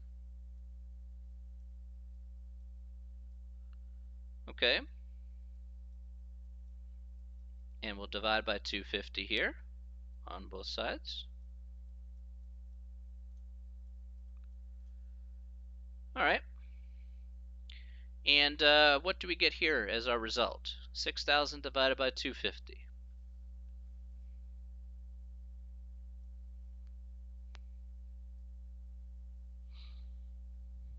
All right. Very good. Nice. So 24 inches will be our pulley here in this particular case. Now, Gustavo, I'm going to see if we get 24, because 24 is the correct answer here. So let's see what happens in your case there with how you set that up. I'm actually curious. I think that's correct, but look at it. Yeah, that's correct. Yeah, definitely. Your way, Gustavo, is just as good. All right. Just be sure that you keep it consistent with your units there, so you set it up correctly. But if you're comfortable with that, yeah, then you can go ahead and use that. That's fine. That would also represent appropriately an inverse proportion.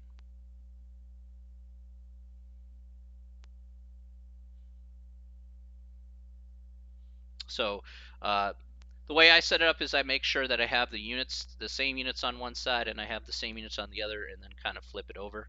So, but like I said, if you find it to be easier the way you did it your way, Gustavo, then yeah, just go with that, and then you should be okay.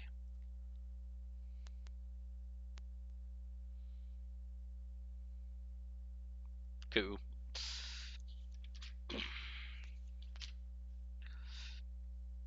All right, let's do another problem. We need more problems. More problems. All right.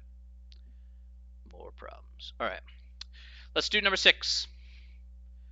Number 6 says, if 60 gallons of oil flow through a certain pipe in 16 minutes, how long will it take to fill a 450-gallon tank using this pipe?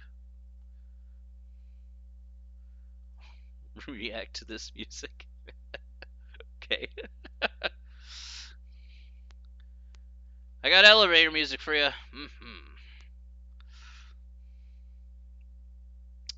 All right. So the first question we're going to ask here is what kind of proportion do we have here? Do we have a direct proportion, or do we have an inverse proportion here in number 6?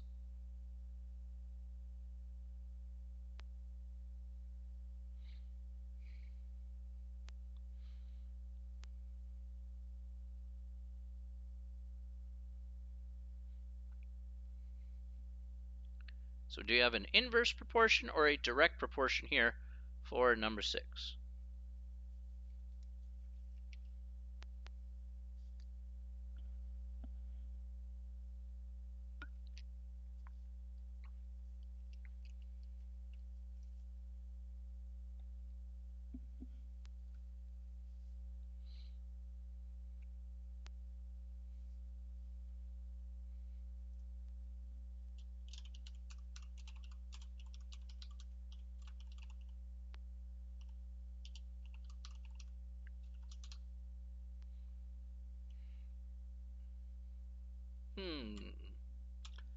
So again, with the direct proportion, an increase would lead an increase, decrease would lead to a decrease. Inverse would be the opposite. An increase would lead to decrease, and a decrease would lead to an increase.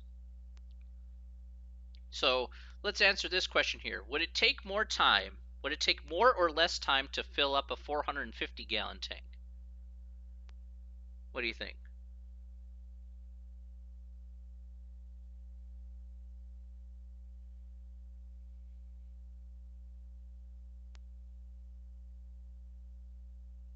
Yeah, that's right.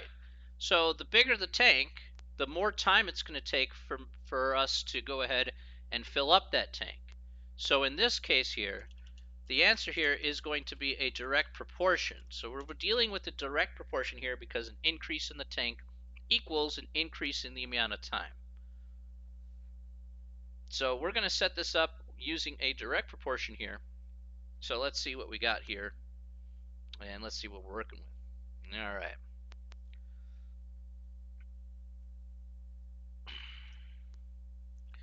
Okay, so to set up our direct proportion here, we have here, once again, we have 60 gallons. I'm going to put that over 450 gallons.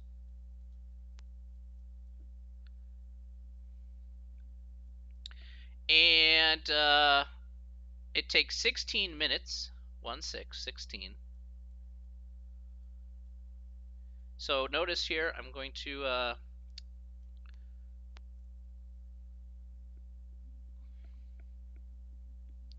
so here in this case, 60 is going to go directly to 16, and we're going to have X amount of minutes down here since we don't know how much time it's going to take. Okay.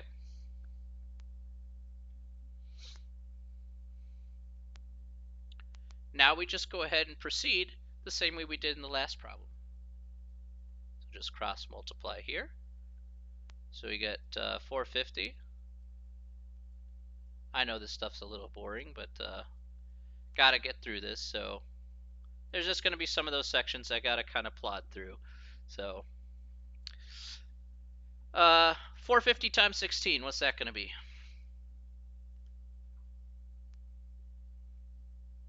What's that gonna be? Oh yeah, I know what it's equal to. All right, let's see if you guys get it though.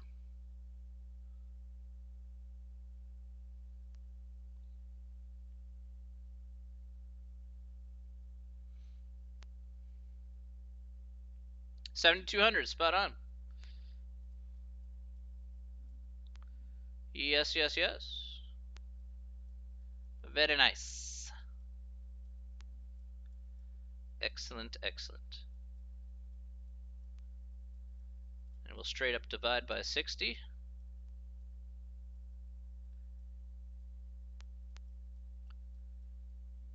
And what do we get here for X? Spot on, Gustavo.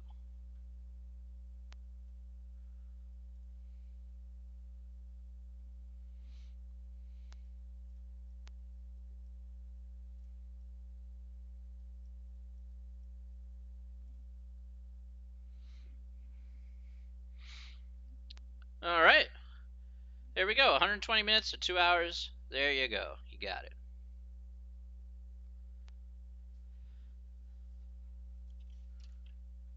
Questions so far about that? Have probably just one more to go here, but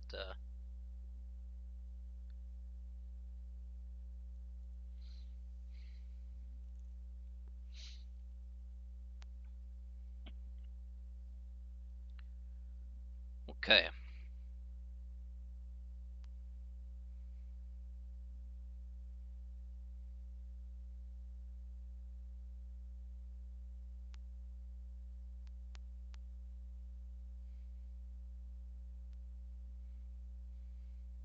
All right. Let's do one more here. There is one more I want to do. Where is it here? Oh, there it is. Okay. Let's go to the next page here. All right, there it is. All right, this is the one I want to do here. Okay. Okay, so we're going to look at number 20 here. All right. So number 20 says a wrought iron gate for a new house will be 18 feet 9 inches long and 9 feet 6 inches high. An architect makes a drawing of the gate using a scale factor of 1/4 of an inch is equal to 1 foot. What will the dimensions of the gate on the drawing be? Okay.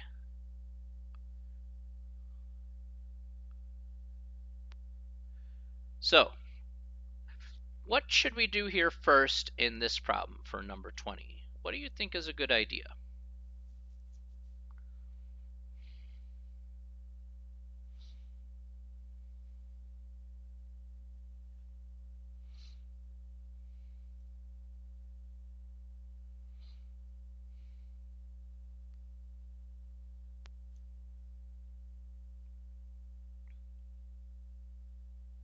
What do you think would be a good idea here? If I try to find out, what the dimensions here of this drawing is, what do you think I could do here first?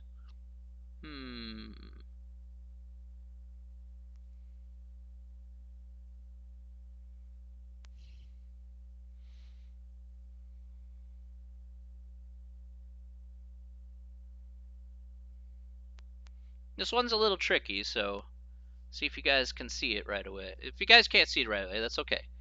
But we're just going to take a look here. Find out the total feet. Okay. We can find out the total feet here. All right, that part is true.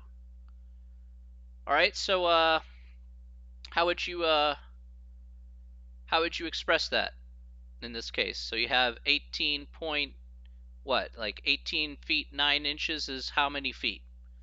How would you put that as, like, say a decimal or something like that?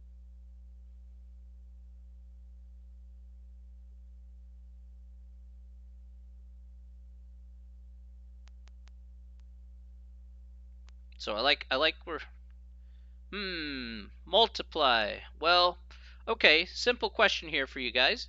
How many inches in a foot?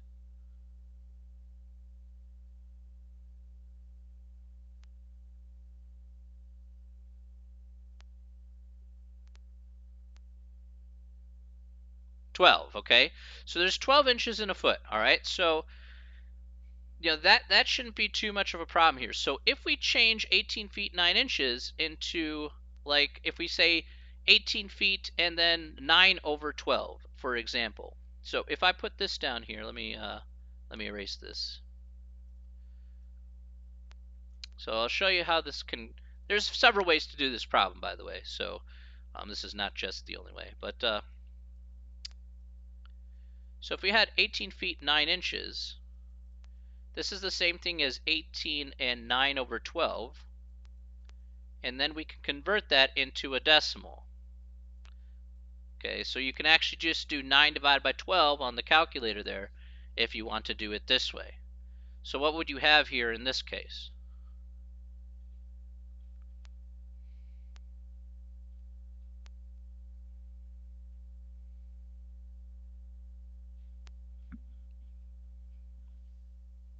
Correct.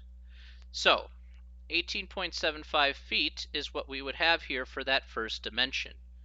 Now, the proportion here, I want to talk about the proportion here because, like I said, this can be a bit tricky at times.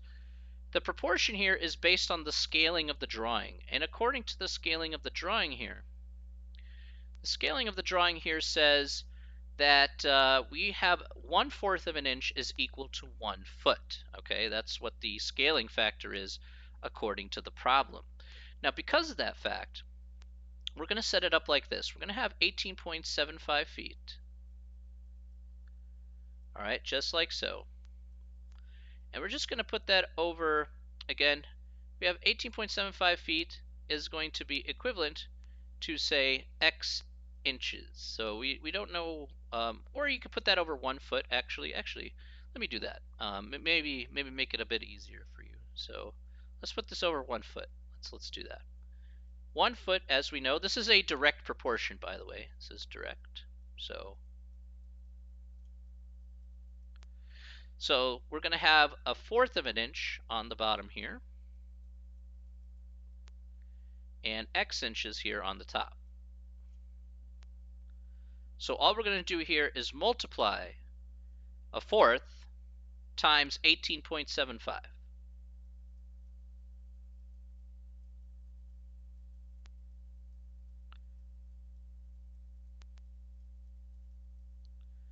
Does anybody have an answer for me here? What's X equal to?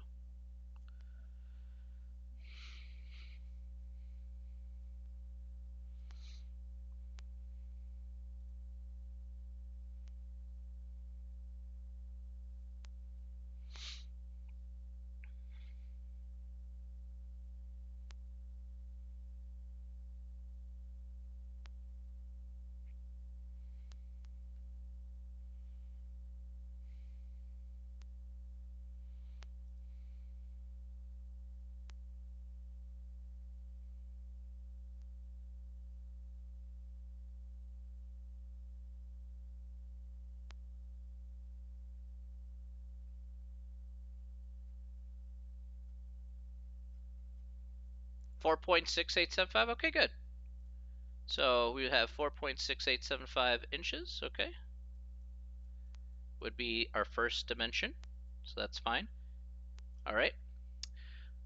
We can look at the other dimension as well. All right. So we have what do we got? 9 feet 6 inches. All right. So this one here is pretty easy. 9 feet 6 inches. Okay, both of you correct. 9 feet 6 inches is 9.5 feet, so 9.5. So we're gonna, basically you're just doing the same thing a second time. So really quick on your calculator here, do 9.5 times 1/4, okay, because it's the same exact calculation as before. So 9.5 times 1/4, and let me know what you guys got.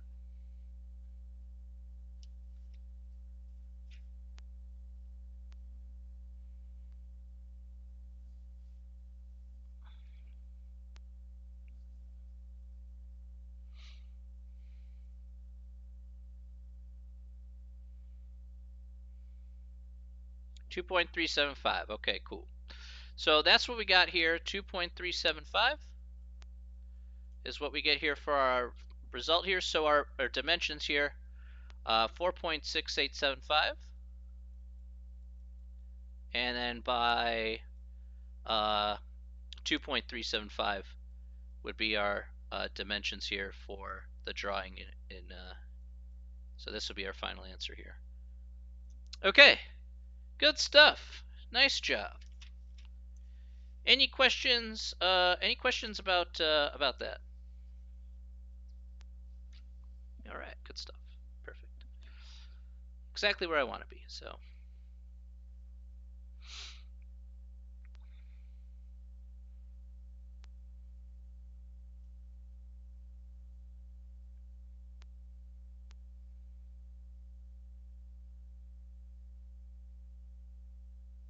Anybody have any questions over the last 3 sections here? 3.3, 4.1, and 4.2.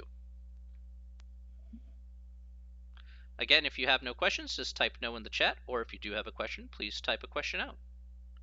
I'll be happy to answer it for you.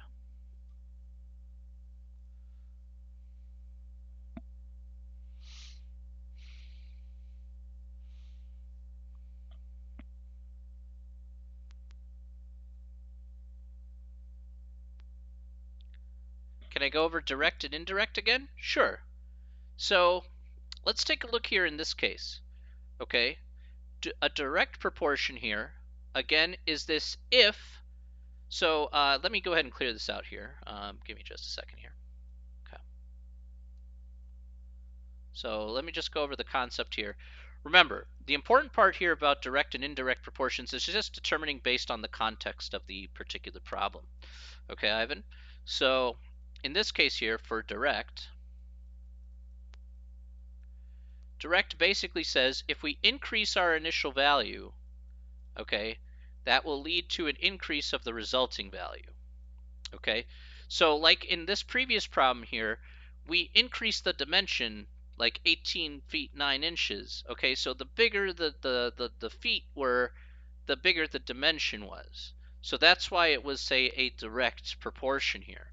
Same thing if it works for decrease. Decrease goes to decrease. So if I have a smaller dimension, if I have a smaller amount of feet, I should have a smaller dimension. In it's not so much as indirect, we'll call it inverse. Okay, so inverse proportion. All right, so inverse proportion here basically says if we increase that value, then basically at the end of the day, you get a decrease of the result here. All right, so if you increase the value, you get a decrease of the result. So that's what we talked about that first problem of the pulley, right? The bigger the pulley, okay, the less RPMs that you're going to have. All right, and then if we decrease it, so the pulley, if we have a smaller pulley, then the more amount of RPMs it's going to go around, right? So a decrease would actually equal to an increase here at the end of the day.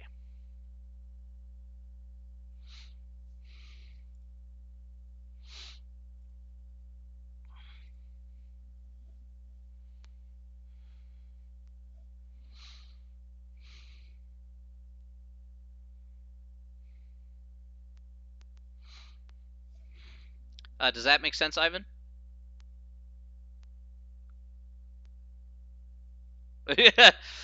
I know my voice ain't the most exciting thing in the whole wide world. I know it's Wednesday, and you know you're like it's hump day, and you're like, oh my gosh, you know, I understand. I know sometimes the content that I teach is rather boring, so but I gotta go through it so that way I cover all the basics. Okay. Remember, at the end of the day, this is just helpful for you guys. So you a lot of people are probably some people are probably already know this, but again, I cover the material so that way it goes over. If it goes over your head, that's fine. If it's you zone out, sometimes that's fine. Yeah, I don't mind at all. Some of it's pretty much review for you, and some of it's hopefully I had a few little bit of extra nuggets of knowledge, so that shouldn't be too bad. Any other questions? Oh, I appreciate that, Ivan. I try and make it more interesting to be more relevant. Because the last thing I would want to do is just be like, and then math happens, and then magic, and then numbers, and then yeah.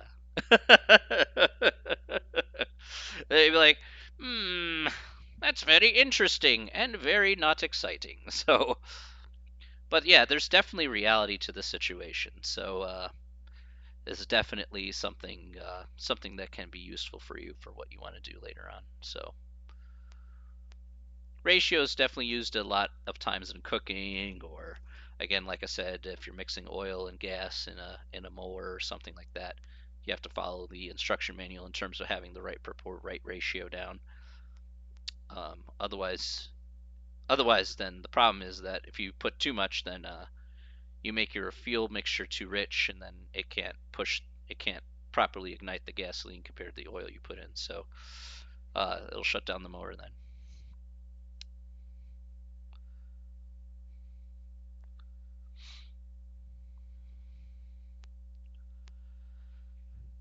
Any other questions?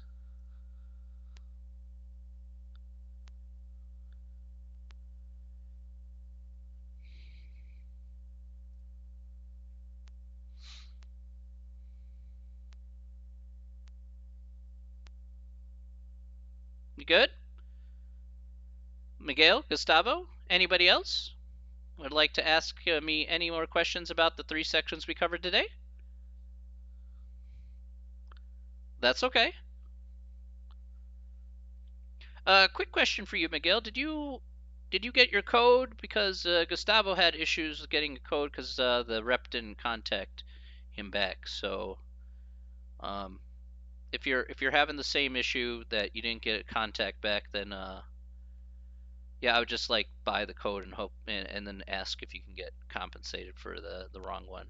So or just get your money back for where you bought it. So so what you should do, Miguel, really quick is kind of do it with Gustavo did. Just basically buy the code from the bookstore for the Saunders book, or just buy a regular MyMathLab access code, and then wherever you got your former access code from, see if you can return that and get your money back for that since you never used it.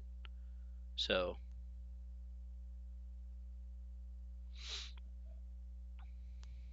yeah,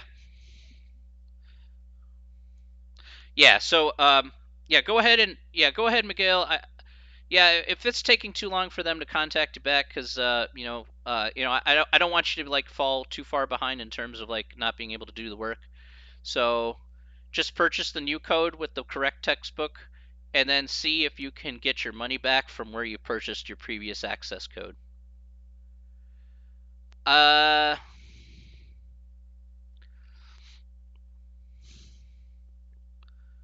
you're not sure if you get a refund? How much it run you?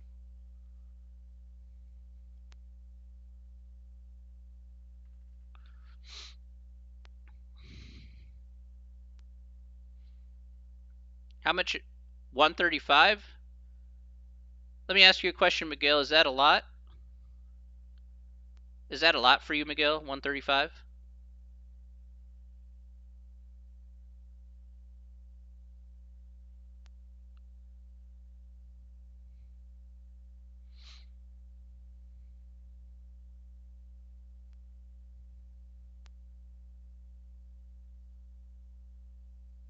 You paid with financial aid? Okay.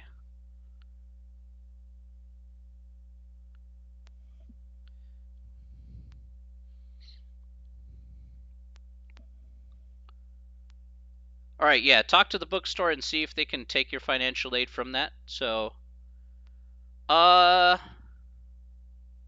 okay. Yeah, talk to the bookstore to see if they can cover you with financial aid because you got the wrong code. All right, so see if you talk to the bookstore and say, you know what, I got the wrong book with my financial aid money, and then see if you can get that returned and then get a new code. If not, then just let me know and then I'll front you the money. I'll just like Venmo you or whatever.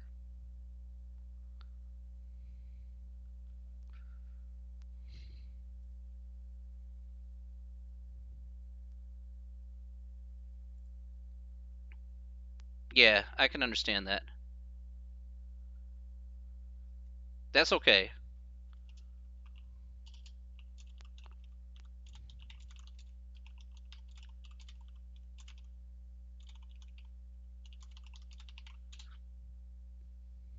Dude, it's cool, man. Look, look, like I said, look, I told you the wrong information and it's still my responsibility. So I don't want you to be like penalized for that. We're 2 weeks into the course and, I have no issues with that at all.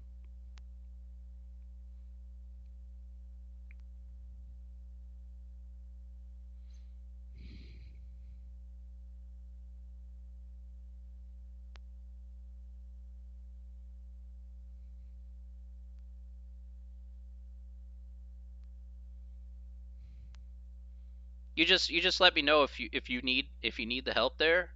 Then yeah, you just let me know and then I'll be happy to send something along there so you can get the code properly. So,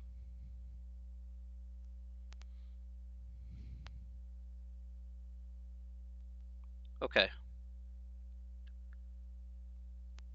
Okay, if you're having issues too, Gustavo, then I can front you some as well. So I don't got a problem with that. I just don't want you guys to be gypped because of my mistake. So, you know.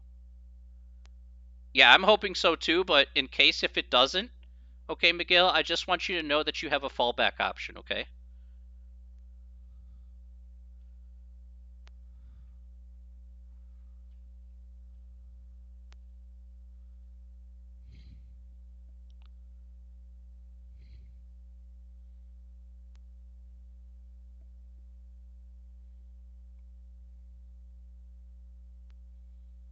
Yeah, I don't want to be like, you don't have to be like stuck in that situation indefinitely. So no, it was a misunderstanding due to me. Okay, so it was like I said, it was my responsibility for that, and like I said, I need to take responsibility for that. So um, yeah, I'm not gonna leave you hanging. So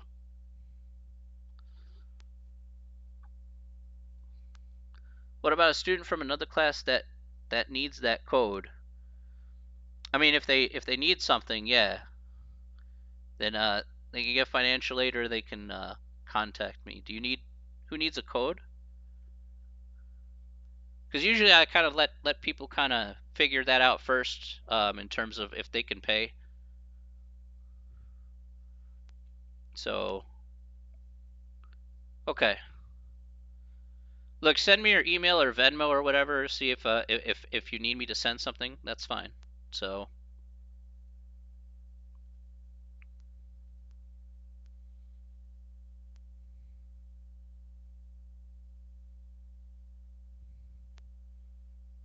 like I said, responsibility has to be done both ways. It's not just done via you guys. I have to be responsible for my own mistakes. So if it help, if Miguel is like behind because of my mistake, then I have to do the right thing. Money is money, and I could give a shit about it. But if it helps Miguel, at the end of the day, be in a better position to be a success, man, then who gives a crap about $135?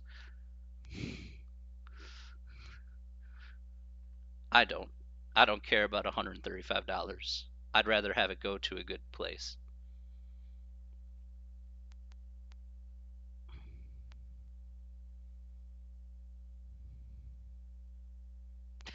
Thanks, guys.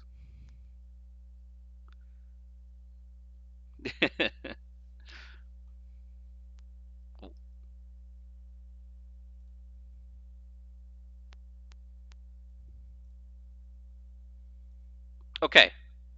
Yeah, just let me know, Miguel, if you do, and then I can make those arrangements if necessary. Just feel free to email me. Gustavo for Black class president. Very nice. I nominate Miguel and Diego for co-vice presidents. Okay, that's good. Look, you guys take care of me. I take care of you. Okay, that's that's only fair.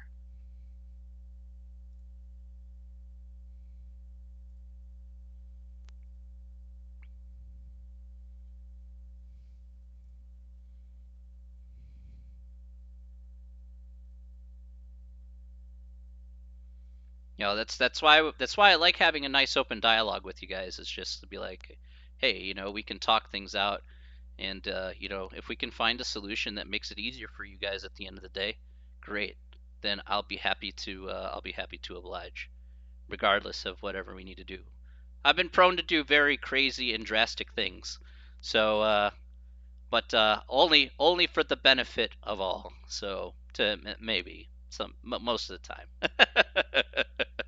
Is that it for today? Yes. Okay, so we're gonna end off here for today. Um, so next time we're going to go over the rest of chapter 4, which is 3 sections. All right, that's going to be, remember, next Wednesday. Okay, next Wednesday. All right, so no class next Monday. So next Wednesday we're going to finish up the last 3 sections of chapter 4, and then the following week after that we're going to get into chapter 5, and I fully expect us to get through all of chapter 5 here by that fourth week, by the end of that fourth week, and then probably after that I'll announce the test once we're done with chapter 5. So my expectation is that the test will probably be due like 3 weeks from now. We'll see exactly how the pace kind of goes on next Wednesday, but that's my expectation is 3 weeks from now the first test will be due. So yeah, there's a long time off from that, but at least I'll give you a good idea about kind of what my estimated time is going to be at this point.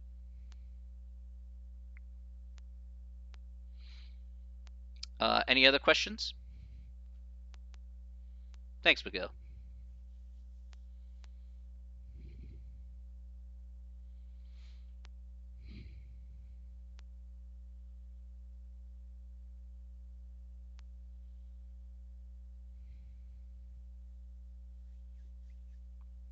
All right. So, if hey, no problem, Miguel. You have a great night as well. Okay, you take care of yourself. All right. Um. Okay. So that'll take care of it for today, everybody. I want to thank you all, everybody here in the chat, everybody who's watching. Yeah, I want to thank you all again. Thank you very much for hanging out with me here tonight and over once again another good technical mathematics class. I want to thank you all again, and I hope to see you all. Have a great evening. Yes, have a great evening. Stay safe and stay healthy, everybody. We'll see you later. I'll be on tomorrow for another 3 classes. So, we, Math 97, will meet next Wednesday. All right? All right. Have a great night, everybody. Take care of yourselves. All right. See you later, everybody. All right. Bye.